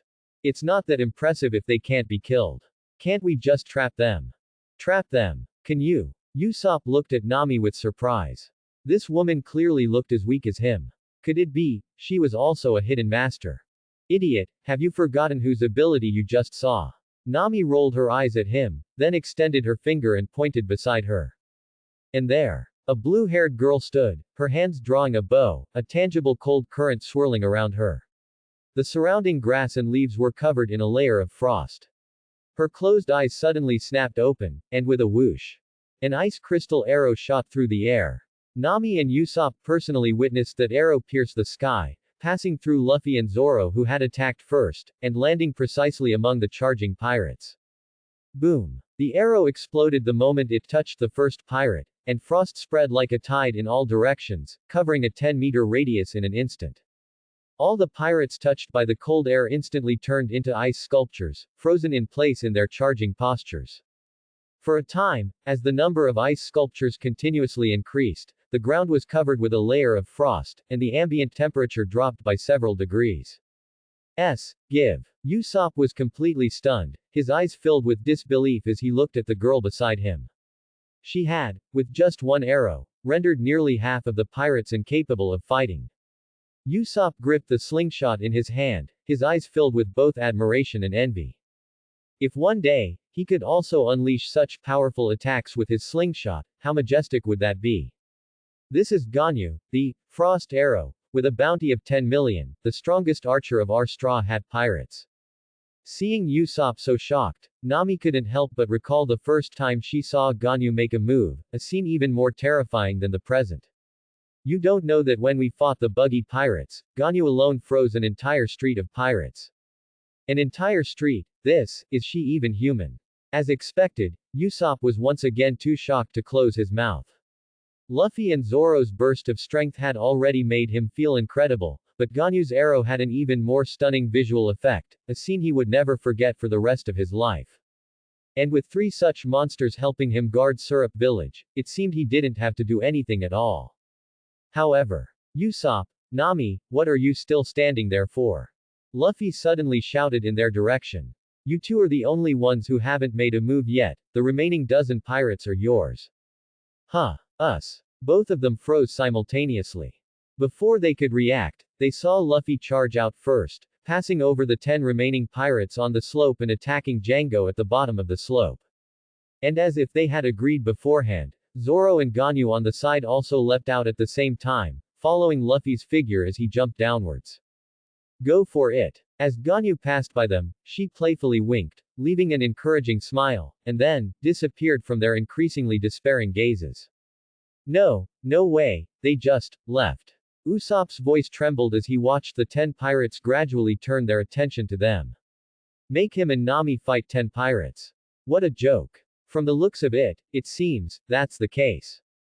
Nami was also trembling, terrified.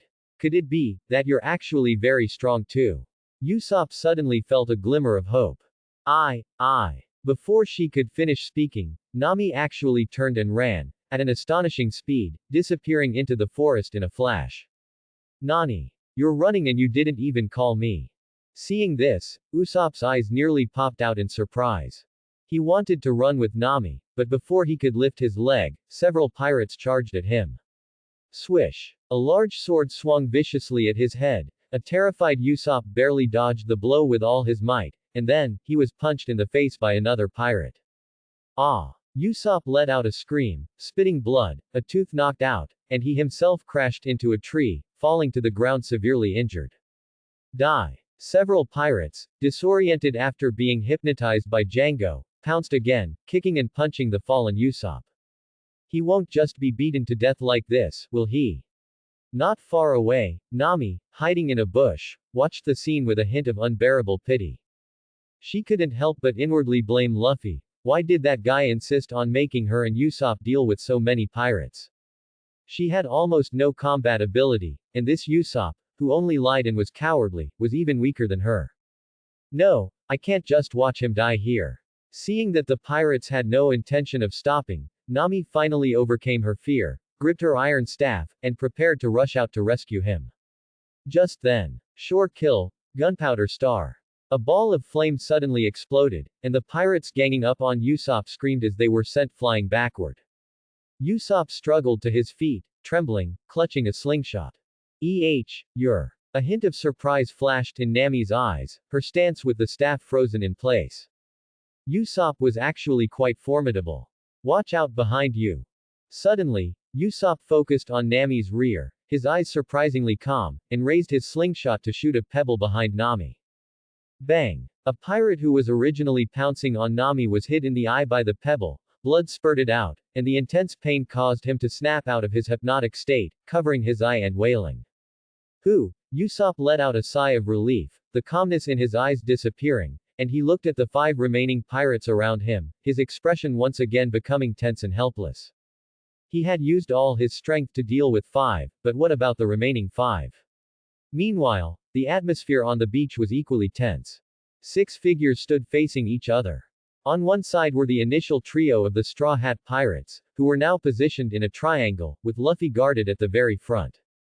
And on the other side were Django, the acting captain of the Black Cat Pirates, and the Cat-Human brothers, Siamese, and Tabby. At this moment, the 2 Cat-Human brothers were glaring at Django with questioning eyes. You didn't say there were 3 such strong monsters here before we came. Django also watched the 3 in front of him with a tingling scalp, a wry smile appearing at the corner of his mouth. Pirate Hunter and Frost Arrow were both recently well-known monstrous new pirates in the East Blue. And this Straw Hat standing in front of the Pirate Hunter and Frost Arrow was also no pushover, being, like Frost Arrow, a rare devil fruit user in the East Blue. How could they possibly contend with 3 such monsters?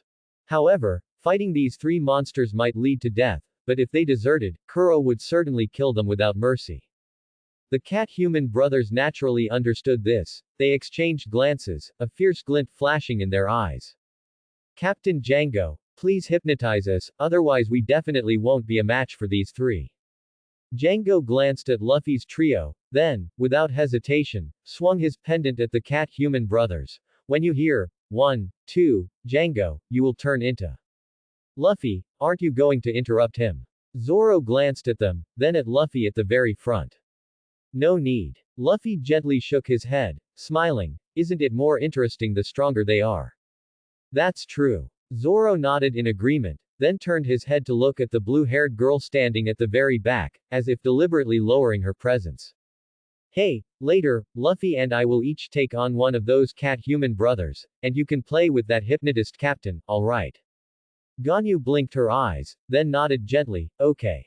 This guy, arranging for her to deal with the weakest combatant, the hypnotist, was probably afraid that if she made a move, she would freeze everyone, leaving them nothing to fight. However, she wasn't very keen on fighting anyway, so this suited her perfectly. The battle was about to begin. The cat-human brothers, enhanced by hypnosis, surged in power, transforming into two afterimages that pounced on Luffy and Zoro respectively. So fast. In the initial clash, the two, caught off guard, were forced to retreat step by step, barely able to parry. Ganyu was already used to this. She knew very well that the reason they appeared to be suppressed was actually because Luffy and Zoro were not using their full strength. Their fighting style was often to observe the enemy first, familiarize themselves with the opponent's attack methods, and then counterattack.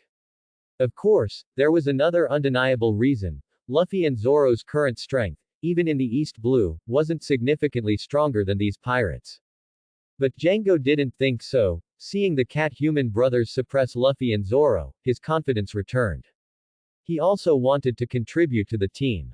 Hey, woman, look at me. Django shouted loudly, while rapidly shaking the pendant in his hand. To his surprise, Ganyu very cooperatively turned her head, her gaze falling directly on the pendant. Django suppressed the wild joy in his heart and chanted the spell. After I say, 1, 2, Django, you will immediately fall asleep. 1, 2, Django. As he finished speaking, he quickly pulled out a small knife from his ready to hold Ganyu hostage after she fell unconscious.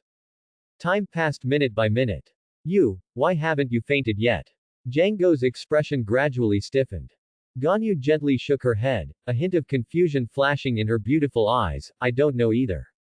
She had indeed wanted to experience being hypnotized, but even cooperating fully by staring at the pendant, she felt no drowsiness.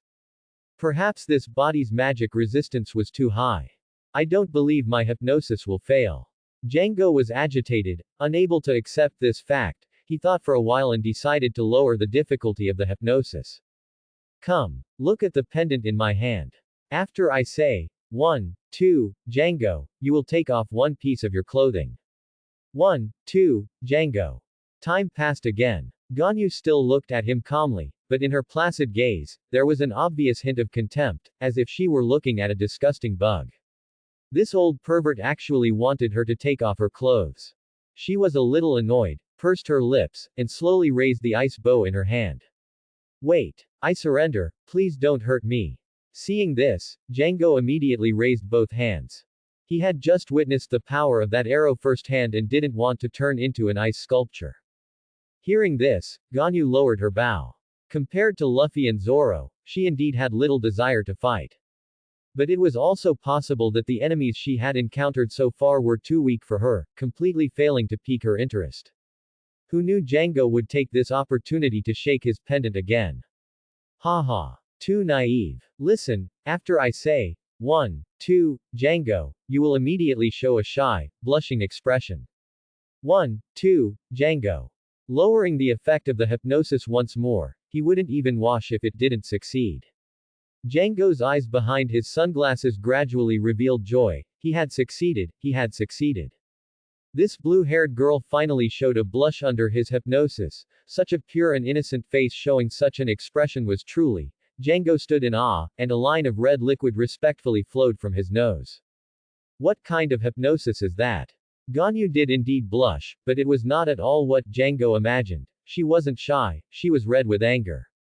Rarely, a fierce glint appeared in those eyes, which were usually as gentle as water. Descent of. She extended one hand forward, and in an instant, frost gathered from all directions into her palm, condensing and compressing into an ice spirit orb the size of a basketball. The spirit orb autonomously detached from her palm, continuously ascending towards the sky, and before long, it replaced the sun's original position dozens of meters above, emitting a biting cold. Heavenly flow. As Ganyu's final whisper fell, the spirit orb immediately burst forth with dazzling light, and ice shards generated from within shot downwards. These ice shards shimmered with crystal clear light in the sunlight, yet carried a deadly chill. This is. Django watched the sky above with a terrified expression. Sensing danger, he wanted to run, but found that he couldn't move at all. He lowered his head in astonishment, only to see that his legs had been frozen at some unknown point, firmly stuck to the beach. And at this moment, dozens of ice shards were already plummeting from high in the sky, each one gleaming with a cold, knife-like sharpness, appearing incredibly pointed, as if capable of easily piercing a skull. Ah! Before long, a wail, suppressed by fear and pain, echoed across the entire beach. Fainted from fear. Ganyu looked at the unconscious Django with a speechless expression. Those ice shards falling from the sky had actually all grazed his body and landed on the ground, causing him no substantial harm. But this useless guy had actually fainted directly from fear. Boring. Let's just watch Luffy and Zoro fight. Meanwhile, Luffy and Zoro's battle was also nearing its end. The cat-human brothers still had a certain gap in raw strength compared to them. After about dozens of rounds, they gradually fell into a disadvantage, showing clear signs of defeat. After Ganyu observed for another dozen rounds, she noticed that their stamina had finally reached its limit. Gomu Gomu no, Gatling. Three-sword style, Tiger Hunt. Luffy and Zoro seized the opportunity, each unleashing a signature move, ending this battle that hadn't lasted too long. The cat-human brothers fell to the ground, unable to get up again. After the battle, they immediately looked at Ganyu and asked in unison. Who was faster? A helpless look flashed in Ganyu's eyes, and she said, holding her forehead, exactly the same. Honestly, Luffy was actually 1 second faster. But Ganyu didn't want to cause trouble because of this. Too lazy to bother with these two, she turned around, preparing to go check on Usopp and Nami. But just as she turned, her gaze gradually darkened. Thank you, for letting me witness such a splendid battle. A man in a black suit slowly walked over. He was carrying two people. One was a long-nosed boy covered in wounds, and the other was an orange-haired girl, pale with extreme fear. His identity, of course, needed no further explanation. The mastermind behind this incident, Kuro, the schemer, with a bounty of 16 million. Usopp. Nami. Luffy and Zoro's expressions darkened. Luffy roared loudly. How dare you beat Usopp like this? I didn't lay a hand on them. Kuro sneered, a barely perceptible curve at the corner of his mouth. On the contrary, they should thank me for my help. Huh. Luffy was confused by the words, and Zoro's expression was also a little surprised. Could it be that they had misunderstood? They're all dead, all dead. At this moment, Usopp and Nami, who Kuro had thrown to the ground, spoke with terrified expressions, as if they had suffered a severe fright. Ganyu scanned the two, whose injuries were not serious, confirming that Kuro had indeed not laid a hand on them. The coldness in her eyes gradually receded. What happened? This madman, he killed all his subordinates. Woo, it's so scary, Ganyu. Nami's eyes regained their luster upon hearing Ganyu's voice, and her gaze, full of pleas, sought Ganyu's help to escape the clutches of evil. His speed was so fast, like a ghost. We hadn't even seen clearly before all those people were killed. Usopp also spoke, still shaken, clearly very frightened. A few minutes ago, after he and Nami had used all their strength to knock down all 10 pirates, Kuro appeared silently. His ghostly figure flashed and was gone, and the 10 pirates lying on the ground were all decapitated, blood splattering onto Usopp and Nami's faces. The two were completely stunned by this horrifying scene, turning around instantly and fleeing towards the beach where Ganyu and the other two were, but they were ultimately caught. You are pirates, aren't you? Kuro's hands hung naturally, and a pair of sharp steel claws, nearly half a meter long, slid out from his sleeves, their tips pointing at Usopp and Nami's throats. His gaze swept over Ganyu and Zoro, then landed on Luffy. Luffy stepped forward 2 paces and said in a deep voice, "That's right, my name is Monkey D. Luffy, and I am the man who will become the Pirate King." Pirate King. Kuro sneered, but said nothing more, his gaze cold as he stared at Luffy. "No matter who you are or what you want to do, what happens on this island has nothing to do with you. If you leave this island now, I can let these two go." "Really? Then hurry up and let me go." Woo woo woo. Nami was already crying from fright, looking at Luffy and the other two with pleading eyes. "No. He will definitely do bad things to Kaya and the people on this island." Usopp, who had been scared out of his wits, suddenly sat up and shouted loudly. "You're asking for death." Kuro's eyes turned cold at the words, and his incomparably sharp steel claws were about to stab the person who had repeatedly affected his plans. "Stop!" Luffy shouted urgently, stopping Kuro's raised hand in midair. "We can leave this island, but you have to promise not to do anything bad to the people on this island." Luffy said with difficulty. "All right." Kuro pushed up his glasses, instantly reverting to his usual gentle and elegant butler appearance, his voice as warm as a spring breeze. "I promise not to harm anyone on the island. In the days to come, I will truly integrate with them, becoming the honest, kind, and trustworthy Klahadore they have known for 3 years." However, at this point, his tone suddenly shifted. His expression remained gentle, but his eyes became sinister and cruel. "The premise of all this is that one person must die. The person you're talking about is Kaya, right?" Ganyu calmly interjected. "Everything you've done on this island for the past 3 years has been to legitimately inherit her fortune." "Exactly." Kuro admitted frankly, his tone as calm as if discussing the weather. "But she is a stranger to you, isn't she? We are all pirates, why should we cross swords for a stranger? I heard you lack a large ship. If you leave now, how about I give you a large ship after I inherit the fortune?"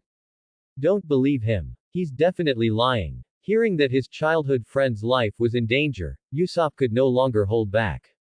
He ignored the steel claws at his throat and roared with all his might. He was afraid that Luffy and the others would actually agree to Kuro's terms. Lies. How ridiculous for those words to come from you, Usopp, the biggest liar of all. Kuro sneered, his gaze on Usopp growing colder. "No matter how many lies I've told, I'm more trustworthy than you, a pirate." Usopp glared at him. Kuro seized on a flaw in his words. "What a joke, I'm a pirate, aren't they pirates too? Does that mean you don't trust them either?" "No, that's not what I mean, Luffy, Zoro, Ganyu, you must believe me." Usopp looked up, panicked and helpless, his eyes full of pleading as he looked at the three, his voice gradually lowering. "Help me, please." "Shut up." Luffy suddenly shouted sharply, interrupting Usopp's plea. "Stand up, Usopp. We're not helping you out of pity. A guy like that doesn't deserve our help at all." "Then, why are you?" Usopp trembled. "It's because, we saw you trying to protect this village. As long as you don't give up, we will never give up on you." Luffy's powerful words echoed on the beach, each word striking Usopp's heart heavily. "As long as I don't give up, they will never give up on me." This sentence echoed repeatedly in Usopp's mind, as if touching the deepest chord of his heart. 2 lines of hot tears streamed down his face. Under Kuro's increasingly ugly expression, his body gradually straightened. Usopp looked directly at Kuro, the fear and cowardice in his eyes completely swept away. "Kuro, I won't let you harm Kaya." Seeing this, Luffy, Zoro, and Ganyu smiled in unison. Usopp, indeed, had not disappointed them. "Good. Very good." Kuro covered his forehead with one hand, his expression unreadable, letting out a morbid sneer. Intense killing intent surged in his eyes, and the steel claws on his arms slowly pressed towards Usopp and Nami's throats. "Since you won't accept, then I'll just have to." "Hey." Zoro, who had been silent, suddenly smiled, his sharp gaze fixed on Kuro. "You're actually very afraid of fighting us, aren't you?" These words seemed to hit a nerve, making Kuro instantly silent, a drop of cold sweat sliding down his temple. He raised his head, somewhat stiffly, looking at Luffy, Zoro, and Ganyu with apprehension. 3. A full 3. Why, just when his plan was about to succeed, did 3 such powerful pirates appear?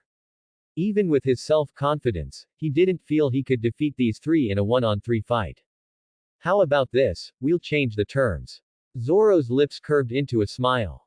He pointed at Kuro, then at the silently expressive Luffy, and said, "You release our people, and we'll give you a chance to duel our captain." Kuro was silent for a moment, then finally nodded. "If I win, you will leave this island immediately." "All right." Luffy stepped forward 2 paces, rubbing his hands together, "But if you lose, you get out of here immediately and are never allowed to come back for the rest of your life. Deal." Splash, splash. The sea breeze caressed the beach, and the waves rhythmically lapped against the shore. On the beach, Luffy slowly took off the straw hat from his head and gently placed it on Ganyu's head. "Ganyu, hold on to this for me for a moment." Feeling the warmth and weight of the straw hat, Ganyu was a little flustered and quickly held onto the straw hat with both hands, preventing it from being blown away by the sea breeze. She shot Luffy a slightly reproachful glance. This idiot, he shouldn't just casually put such a precious item on her head. Gomu Gomu. Not noticing Ganyu's slightly resentful gaze, Luffy walked straight towards Kuro, his steps growing faster and faster, transitioning from walking to running. His arms continuously stretched backward as he ran, beginning to accumulate power. Rocket. His extended arms suddenly snapped back, slamming towards Kuro like 2 launched rockets. "I saw through your ability just now." Kuro snorted coldly, performing an elegant dance-like footwork, easily dodging the Gomu rubber arms attack. Whoosh! Almost simultaneously with his dodge, 2 steel claws swung down like lightning, aimed directly at the extended Gomu rubber arms. Luffy pushed off the ground with both feet, using the elasticity of Gomu rubber to fly forward, not only catching up with his extended arms but also delivering a heavy headbutt to Kuro's face. Crack! His glasses shattered. Blood splattered as Kuro was sent flying backward in disarray, crashing heavily against a rock wall more than 10 meters away.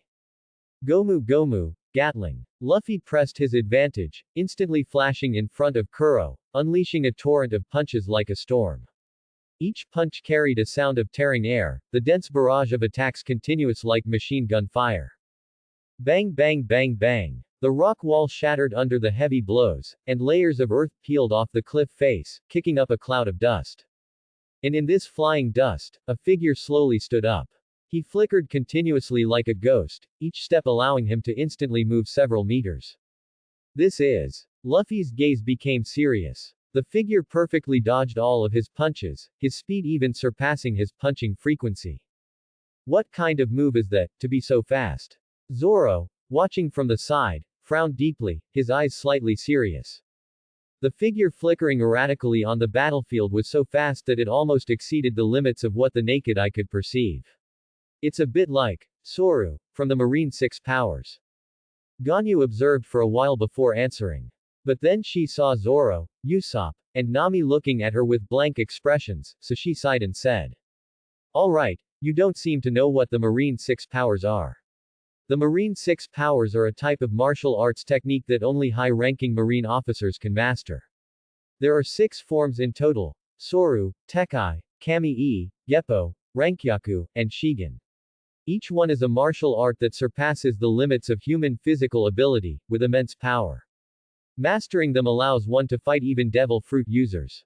Fortunately, she had paid extra attention when watching the anime in her previous life, otherwise, she really wouldn't be able to explain these details clearly. Usopp's brows furrowed, his eyes filled with deep worry. Kuro has mastered such a powerful technique, won't Luffy lose then? Thinking of this, he couldn't help but look at Zoro and Ganyu, lowering his voice to instigate. How about you two secretly make a move? Anyway, there's no need to play fair with this guy. No. Before he could finish, he was met with a strong refusal from Zoro. Zoro looked at Usopp with extreme seriousness, his tone carrying an undeniable warning. This is Luffy's fight alone, and I won't allow anyone to interfere with him. I understand, not expecting such a strong reaction from him. Usopp flinched in fright and quickly fell silent.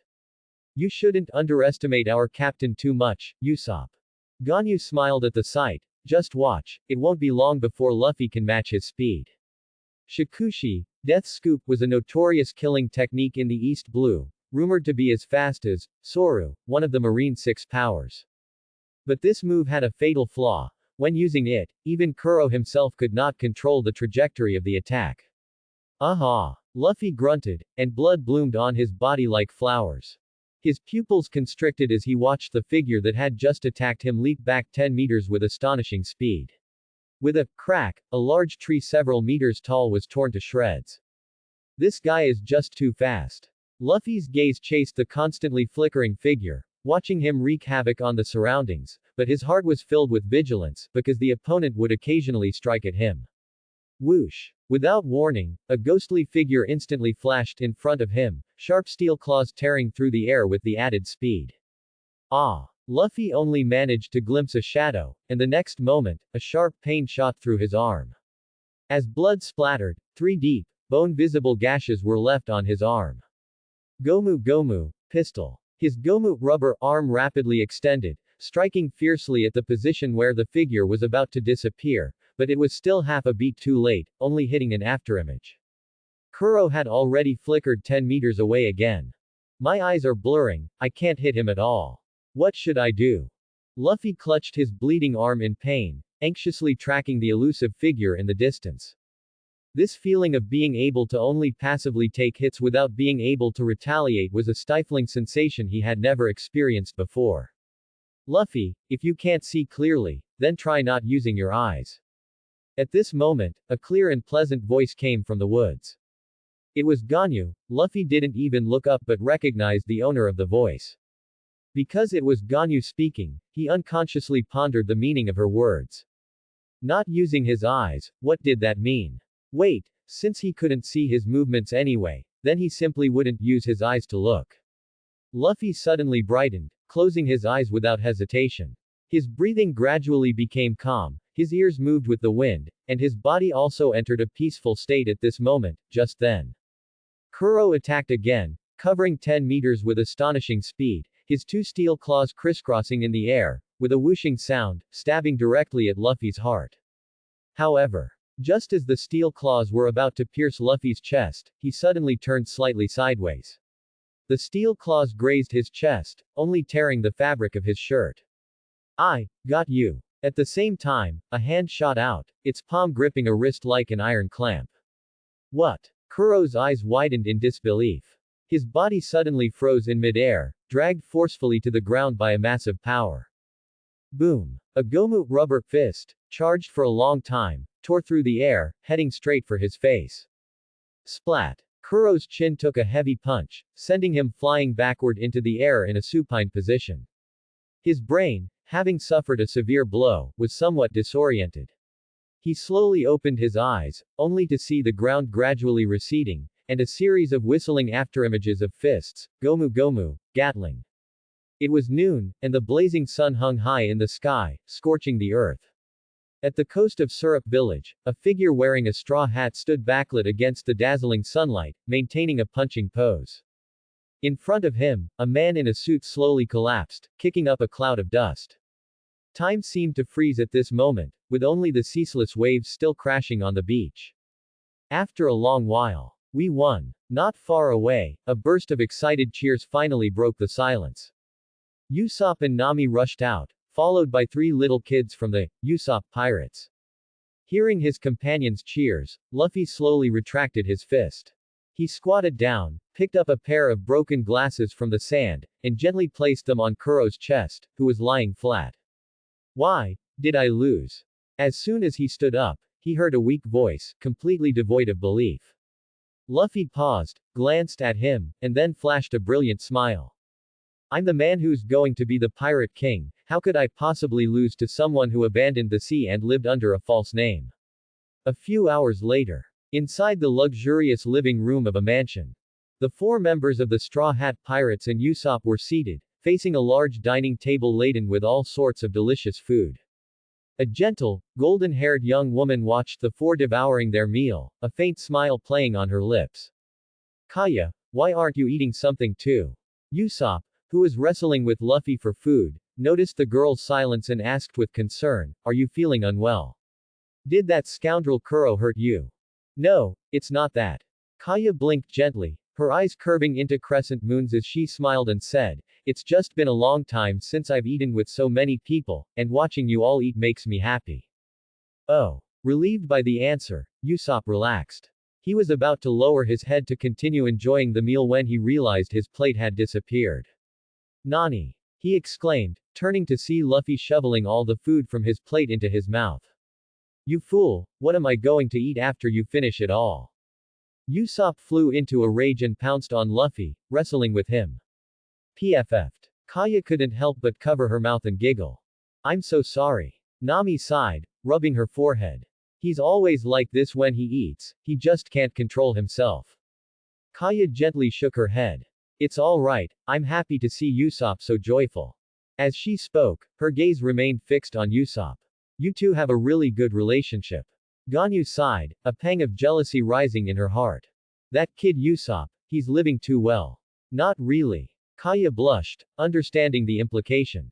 She looked up and took a few more glances at Ganyu. Her delicate cheeks, unique attire, and the pair of black and red horns spiraling on either side of her head. Kaya's eyes flickered with curiosity, and she leaned in a bit. Miss Ganyu, are the horns on your head real? Ganyu's delicate body trembled slightly, feeling a softness press against her arm. This was no less than Nami. Thinking this, Ganyu subconsciously lowered her head and glanced at her own chest. Well, she wasn't bad herself. Kaya didn't notice Ganyu's abnormality, her bright eyes fixed on Ganyu's head. What beautiful horns, may I touch them? Go ahead, but please be gentle, or it will be very ticklish. Having been in this body for so many days, Ganyu had studied her horns more than once. The conclusion she reached was, they were almost as sensitive as her feet. A light touch was fine, but if held tightly for a while, there would be a peculiar electric-like sensation that would make her whole body tremble. Kaya reached out her hand, but stopped just as she was about to touch the horns. Ganyu, who had already mentally prepared herself, was slightly startled and looked up in confusion. What's wrong? Kaya retracted her hand and said softly, I was just curious, but I felt that actually touching them might make Miss Ganyu uncomfortable. So, just looking at them up close like this is fine. Hearing this, Ganyu was silent for a moment, then looked at the long-nosed man who was playfully fighting with the captain with a look mixed with envy and resentment. Only one thought was in her mind. She must make Luffy take him onto the ship, and absolutely not let this kid stay on this island to enjoy such happiness. He was still too young to handle it. Miss Ganyu, could I ask you for a favor? At this moment, Kaya's voice sounded in her ear again. She seemed not to want others to hear, deliberately lowering her voice. Ganyu also lowered her voice and asked, what favor? If possible, could you let Usopp join your pirate crew? Kaya pondered for a while, her expression conflicted, but she finally spoke slowly. Ganyu's expression froze again upon hearing this, and she asked, why do you want him to go with us? You must be very reluctant to let him go, right? Yes, I'm indeed very reluctant for Usopp to leave. He's been my only friend since childhood. Kaya looked at Usopp, her eyes shining, but, I can feel that he's always wanted to leave this island. The outside world is truly where he belongs. Afternoon. Sorry to keep you waiting. Although the style is a bit old, this ship was designed by me personally. By the sea, Mary, Kaya's other butler, stood in front of a large ship, introducing it to the 4 members of the Straw Hat Pirates. The ship glowed with a warm, woody luster under the sun, appearing cute and charming in the eyes of the 4 Straw Hats. This is a fast-sailing ship with a triangular sail on the mizzenmast and a central rudder at the stern. The bow is shaped like a sheep's head, the entire ship is built with excellent timber, and it's also equipped with a cannon. Since I designed it myself, I named it, the Going Merry. The 4 members of the Straw Hat Pirates stared intently at the 10-meter-long ship docked by the sea, their eyes gleaming with excitement. They finally had their first pirate ship. Merry Go, that's a great name. Is it really ours now? Luffy gazed at the Merry Go with infatuation, drool almost dripping from his mouth. Mary smiled. Of course, this is a ship Miss Kaya specially gave you to thank you. Please feel free to use it. Yay! Upon confirmation, Luffy excitedly stretched out his arm, grabbed the sheep's head at the bow, and launched himself onto the ship. From now on, this spot will be the captain's exclusive seat. He sat cross-legged on the sheep's head, raised both arms, and joyfully declared his future throne. The others didn't pay much attention to him, letting him happily mess around. Nami was listening to Mary explain the ship's specific structure and navigation methods. She was the navigator on the ship. Others could ignore it, but she had to understand this ship thoroughly. This ship actually suits you quite well. Zoro surveyed the merry-go, then glanced at the blue-haired girl beside him, and suddenly chuckled. Me. Ganyu's expression was blank, not knowing what he was talking about. Zoro stretched out his hand, pointed to the bow of the merry-go, and then pointed to Ganyu's head. See, they're both sheep's heads. Ganyu rolled her eyes at him, speechless. She lifted her foot and stepped on his toes, grinding it in. I'm not a sheep. After saying that, she angrily walked away, leaving Zoro with a pained expression. With anticipation and curiosity, Ganyu slowly stepped onto the gangplank. The clean wooden deck creaked crisply under her short heels. Clearly, Kaya had specifically sent people to thoroughly clean this new ship. Stopping on the deck, she carefully observed the mast and sails standing in the center of the ship, then turned and entered the cabin located at the stern. Inside was a spacious living area capable of accommodating more than a dozen people, composed of 3 parts, a conference room, a kitchen, and a helm station. Although the functional areas were clearly defined, it was essentially one open hall, with brick stoves, a ship's wheel, a refrigerator, sofas, and other items neatly arranged within. Despite the variety, it didn't appear cluttered at all. Not bad. Ganyu nodded with satisfaction, sat on a sofa for a moment, then got up and walked out of the cabin.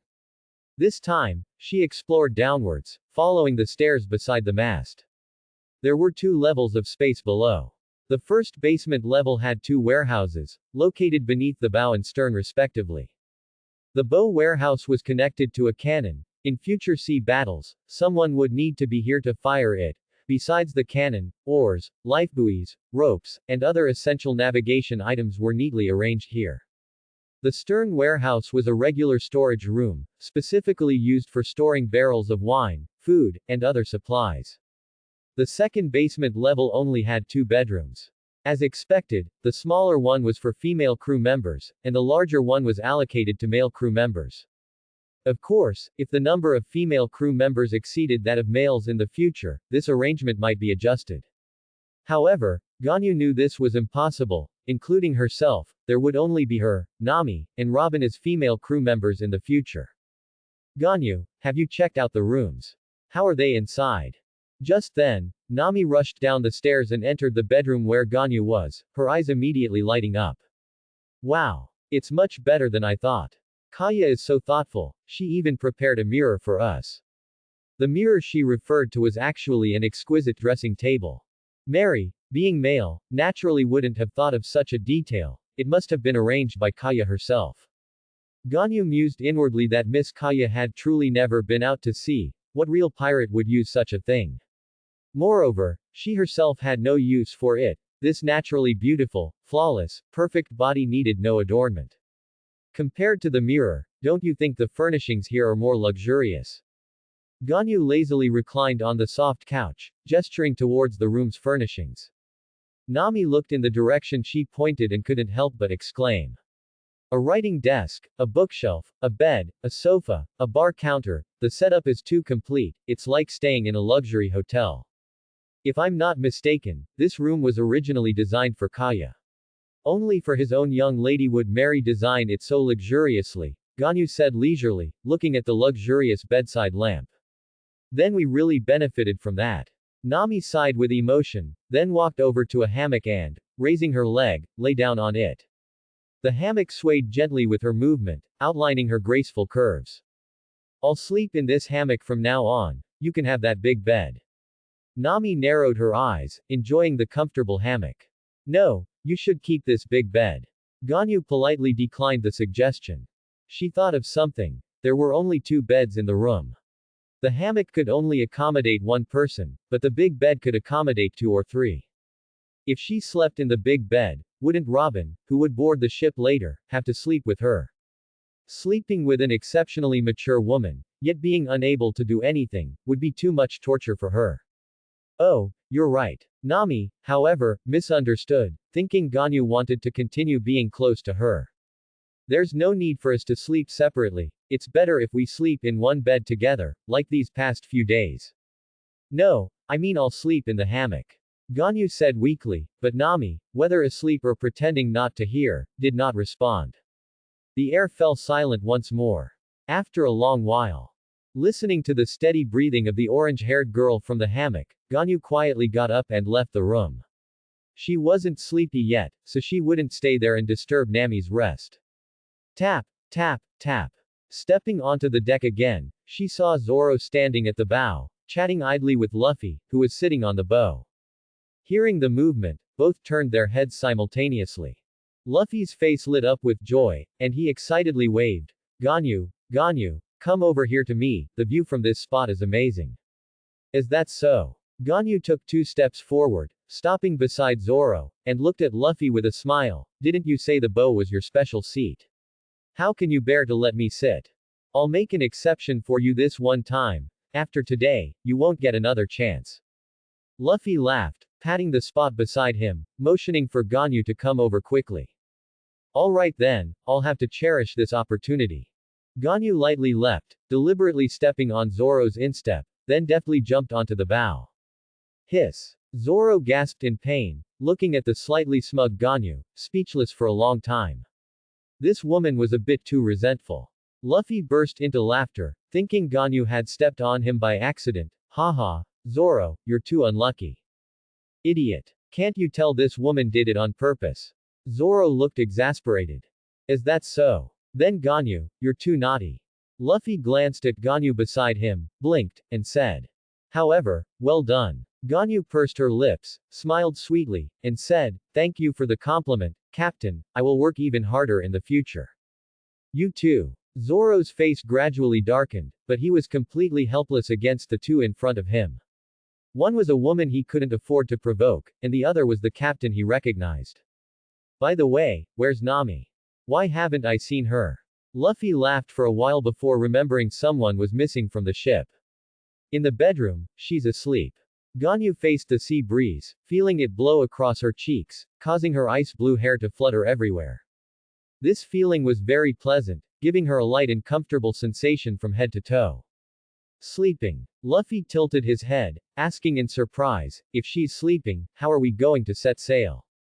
Why don't we let our great navigator temporarily act as the navigator? Zoro spoke up abruptly, clearly retaliating against Ganyu. I believe her, she will definitely guide our ship back to the sea. Ganyu certainly understood what he meant, turned to glare at him, then turned her head away, snorting coldly, even if the ship really capsizes, I have a way to save everyone and let only you return to the sea. Forget it. Luffy shook his head, not understanding what veiled remarks the 2 were exchanging. Let's just wait until Nami wakes up. She didn't sleep all last night, so she must be extremely tired. Ganyu nodded, then looked at Luffy. Do you 2 want to rest for a bit too? As humans, your bodies haven't rested for a day and a night either, and you've just been through a fierce battle, so you must be very tired, right? Not tired. Luffy and Zoro shook their heads almost simultaneously, their faces beaming with irrepressible excitement. Just thinking about sailing on a pirate ship makes us too excited to sleep. You understand this feeling, Ganyu, right? Ganyu blinked, looking at the 2 exceptionally excited men in front of her. To be honest, she understood their feelings.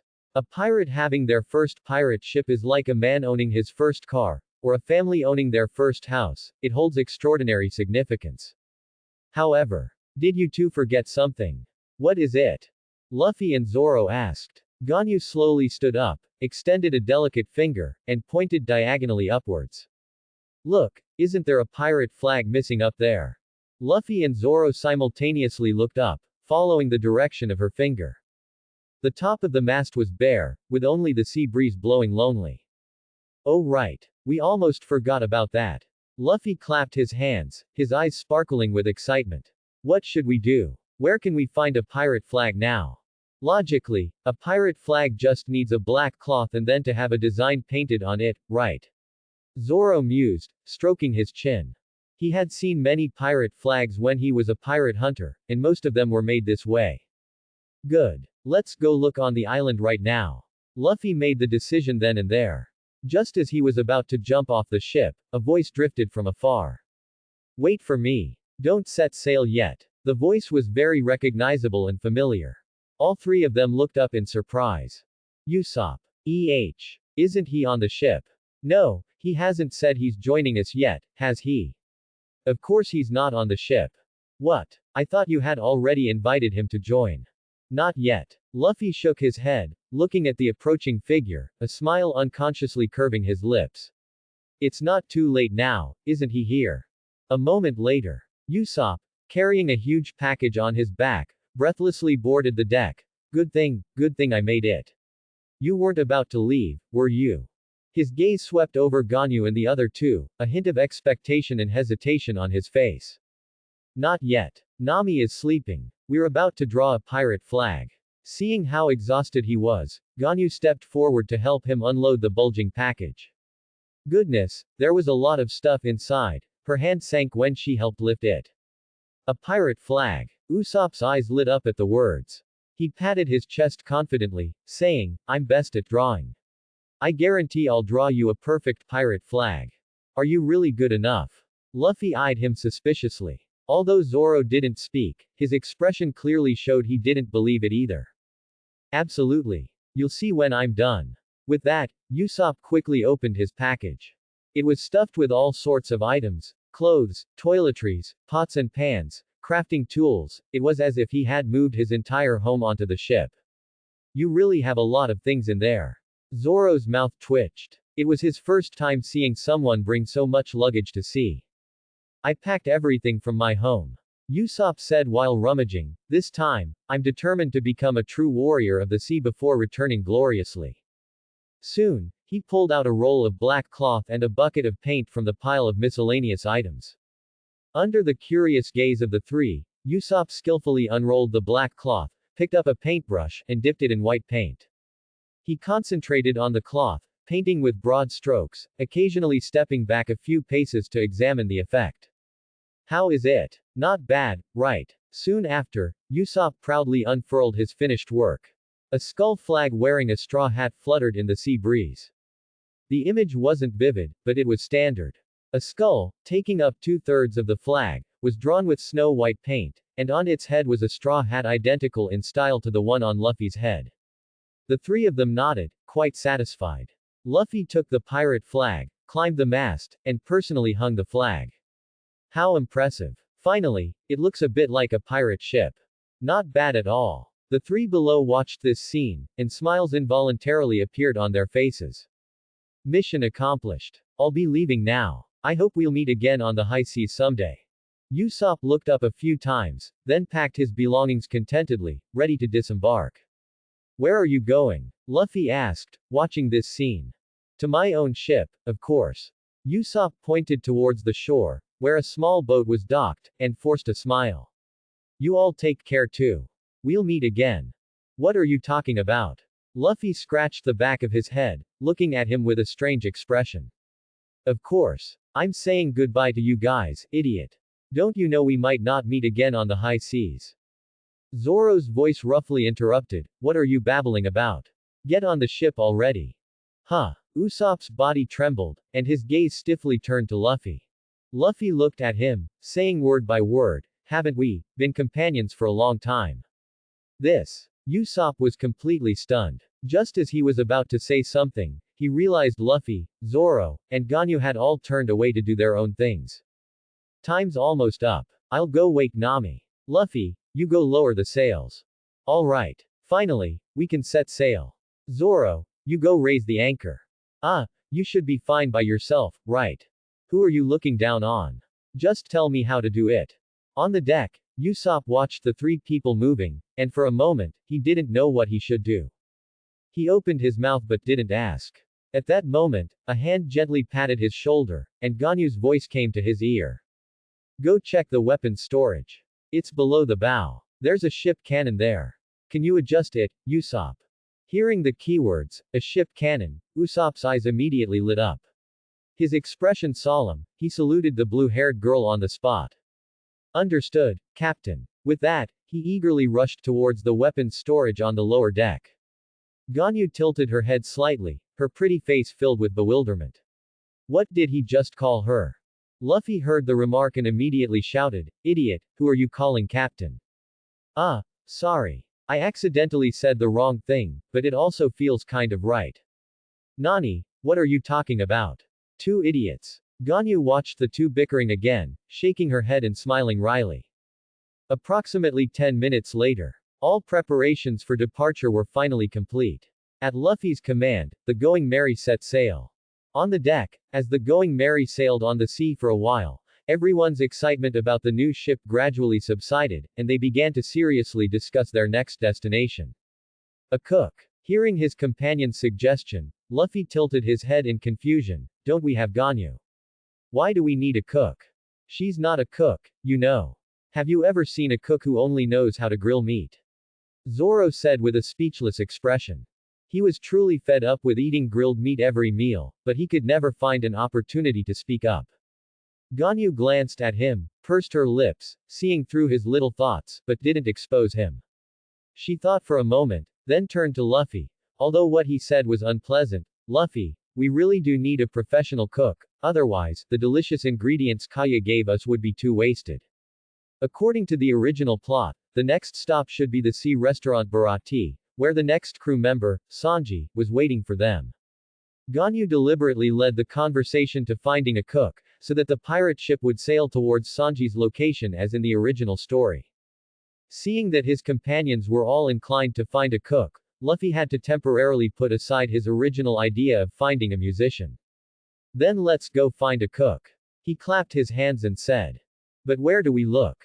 Usopp raised his hand to ask. At his question, everyone fell into contemplation, and the deck became quiet for a moment. Suddenly. Just then, a cry of indignation came from below the Going Merry. You pirates, get out here. I'm going to kill you. Everyone was stunned, looking at each other, unsure who was shouting under the ship. Hadn't they just set sail? Where did this enemy come from? Before they could figure it out, a short-haired man wearing sunglasses had already leapt onto the deck, brandishing a large cutlass and charging straight at them. Usopp was shocked. This person's target was him. Fortunately, Luffy reacted quickly, taking a step forward. His Gomu rubber arm stretched rapidly, and he punched the man, knocking him from midair to the deck. With a clank, the large cutlass flew out of his hand and landed on the deck. Don't cause damage on my ship. Luffy looked at the man, a rare look of anger on his face. You scared me to death. Where did this guy come from, and why did he want to chop me? Usopp's face was pale. He was nearly chopped by someone who inexplicably jumped on the ship, and he was quite frightened. Maybe you provoked him first. Ganyu gave him a meaningful look. Just a short while ago, she had asked Usopp to adjust the ship cannon in the weapons locker, and soon after, she heard a cannon blast. If nothing unexpected happened, that shot likely hit this angry person who boarded the ship. What do you mean? Usopp looked confused, not understanding what Ganyu meant. But soon, he found out. Aren't you Johnny? Isn't Joseph with you? Zoro vaguely found the man familiar. He took a few steps closer and saw that it was indeed an acquaintance. Joseph and Johnny were two bounty hunters he had accidentally saved once, and they had a brief interaction. Zoro. Big brother. The man knocked to the ground by Luffy also said in surprise when he heard Zoro's voice. What? So it's one of us. Luffy walked over, trying to help Johnny up, but the other man slapped his hand away. Johnny sat up from the ground, glaring fiercely at Luffy and the other crew members besides Zoro. It's all your fault. Joseph was already sick. I put him on a large reef to rest, and then you guys shot him with a cannon. Nani? Usopp's eyes instantly widened. The shot he fired during adjustment was indeed aimed at a large reef, which meant he really hit someone. Luffy, Zoro, and Nami's expressions also froze instantly, at a loss for words. He died. Usopp stammered, feeling utterly guilty. No, he didn't. Johnny covered his face in pain, but he had just barely woken up, and now he's passed out again. He could see now that these people on the ship were basically Big Brother Zoro's companions, and it didn't seem intentional, so he couldn't pursue it further. Phew. Usopp let out a long breath. It's good that he's not dead, it's good that he's not dead. Poor Usopp almost thought he had taken a life just after setting sail. You said your companion is sick. Do you know what illness he has? Ganyu asked. I don't know. Johnny said dejectedly. He was lively a few days ago, but somehow, he suddenly turned pale and fainted frequently. Luffy, Zoro, and Usopp exchanged a solemn look. This sounded exactly like symptoms of a terminal illness, and they didn't have a ship doctor yet. Nami and Ganyu exchanged glances and sighed in unison. These idiots were truly hopeless. Nami, I'll go to the storeroom to prepare orange juice. You have them bring Joseph onto the ship. After saying that, Ganyu turned and walked towards the storeroom. Orange juice. Several people showed confused expressions. Luffy grumbled discontentedly. Is this the time for orange juice? Ganyu, bring me a cup. Bang. Nami punched him, knocking him flying, before explaining. You guys, you're still acting like bounty hunters and pirates. Joseph's symptoms are obvious, it's scurvy. Scurvy. It's a common disease that people who sail on the high seas for a long time get when they don't consume enough vegetables and fruits. I see, so Ganyu said she was going to prepare orange juice not because she was craving it. The only person on this ship who's craving something is you, idiot. Nami added another kick, landing on the captain's face. Soon, the dying Joseph miraculously recovered his vitality after drinking the orange juice Ganyu personally squeezed. Nami was dumbfounded. It took effect too quickly. Ganyu was also taken aback. Logically, it should take at least a day or two to recover, but this guy stood up right after drinking it. The physical fitness of people in this world was indeed extraordinary. That's right, I'm completely healed. Thank you so much, Big Sister Nami and Big Sister Ganyu. Joseph thanked them repeatedly. Big Sister. Ganyu and Nami's expressions stiffened almost simultaneously, and they both cast dangerous glances at him. Both of them, from different perspectives, hated that title. Joseph shivered, feeling two terrifying murderous auras, one of which carried a pressure no less than a sea king, as if a terrifying beast was staring at him. So scary. Did he say something wrong?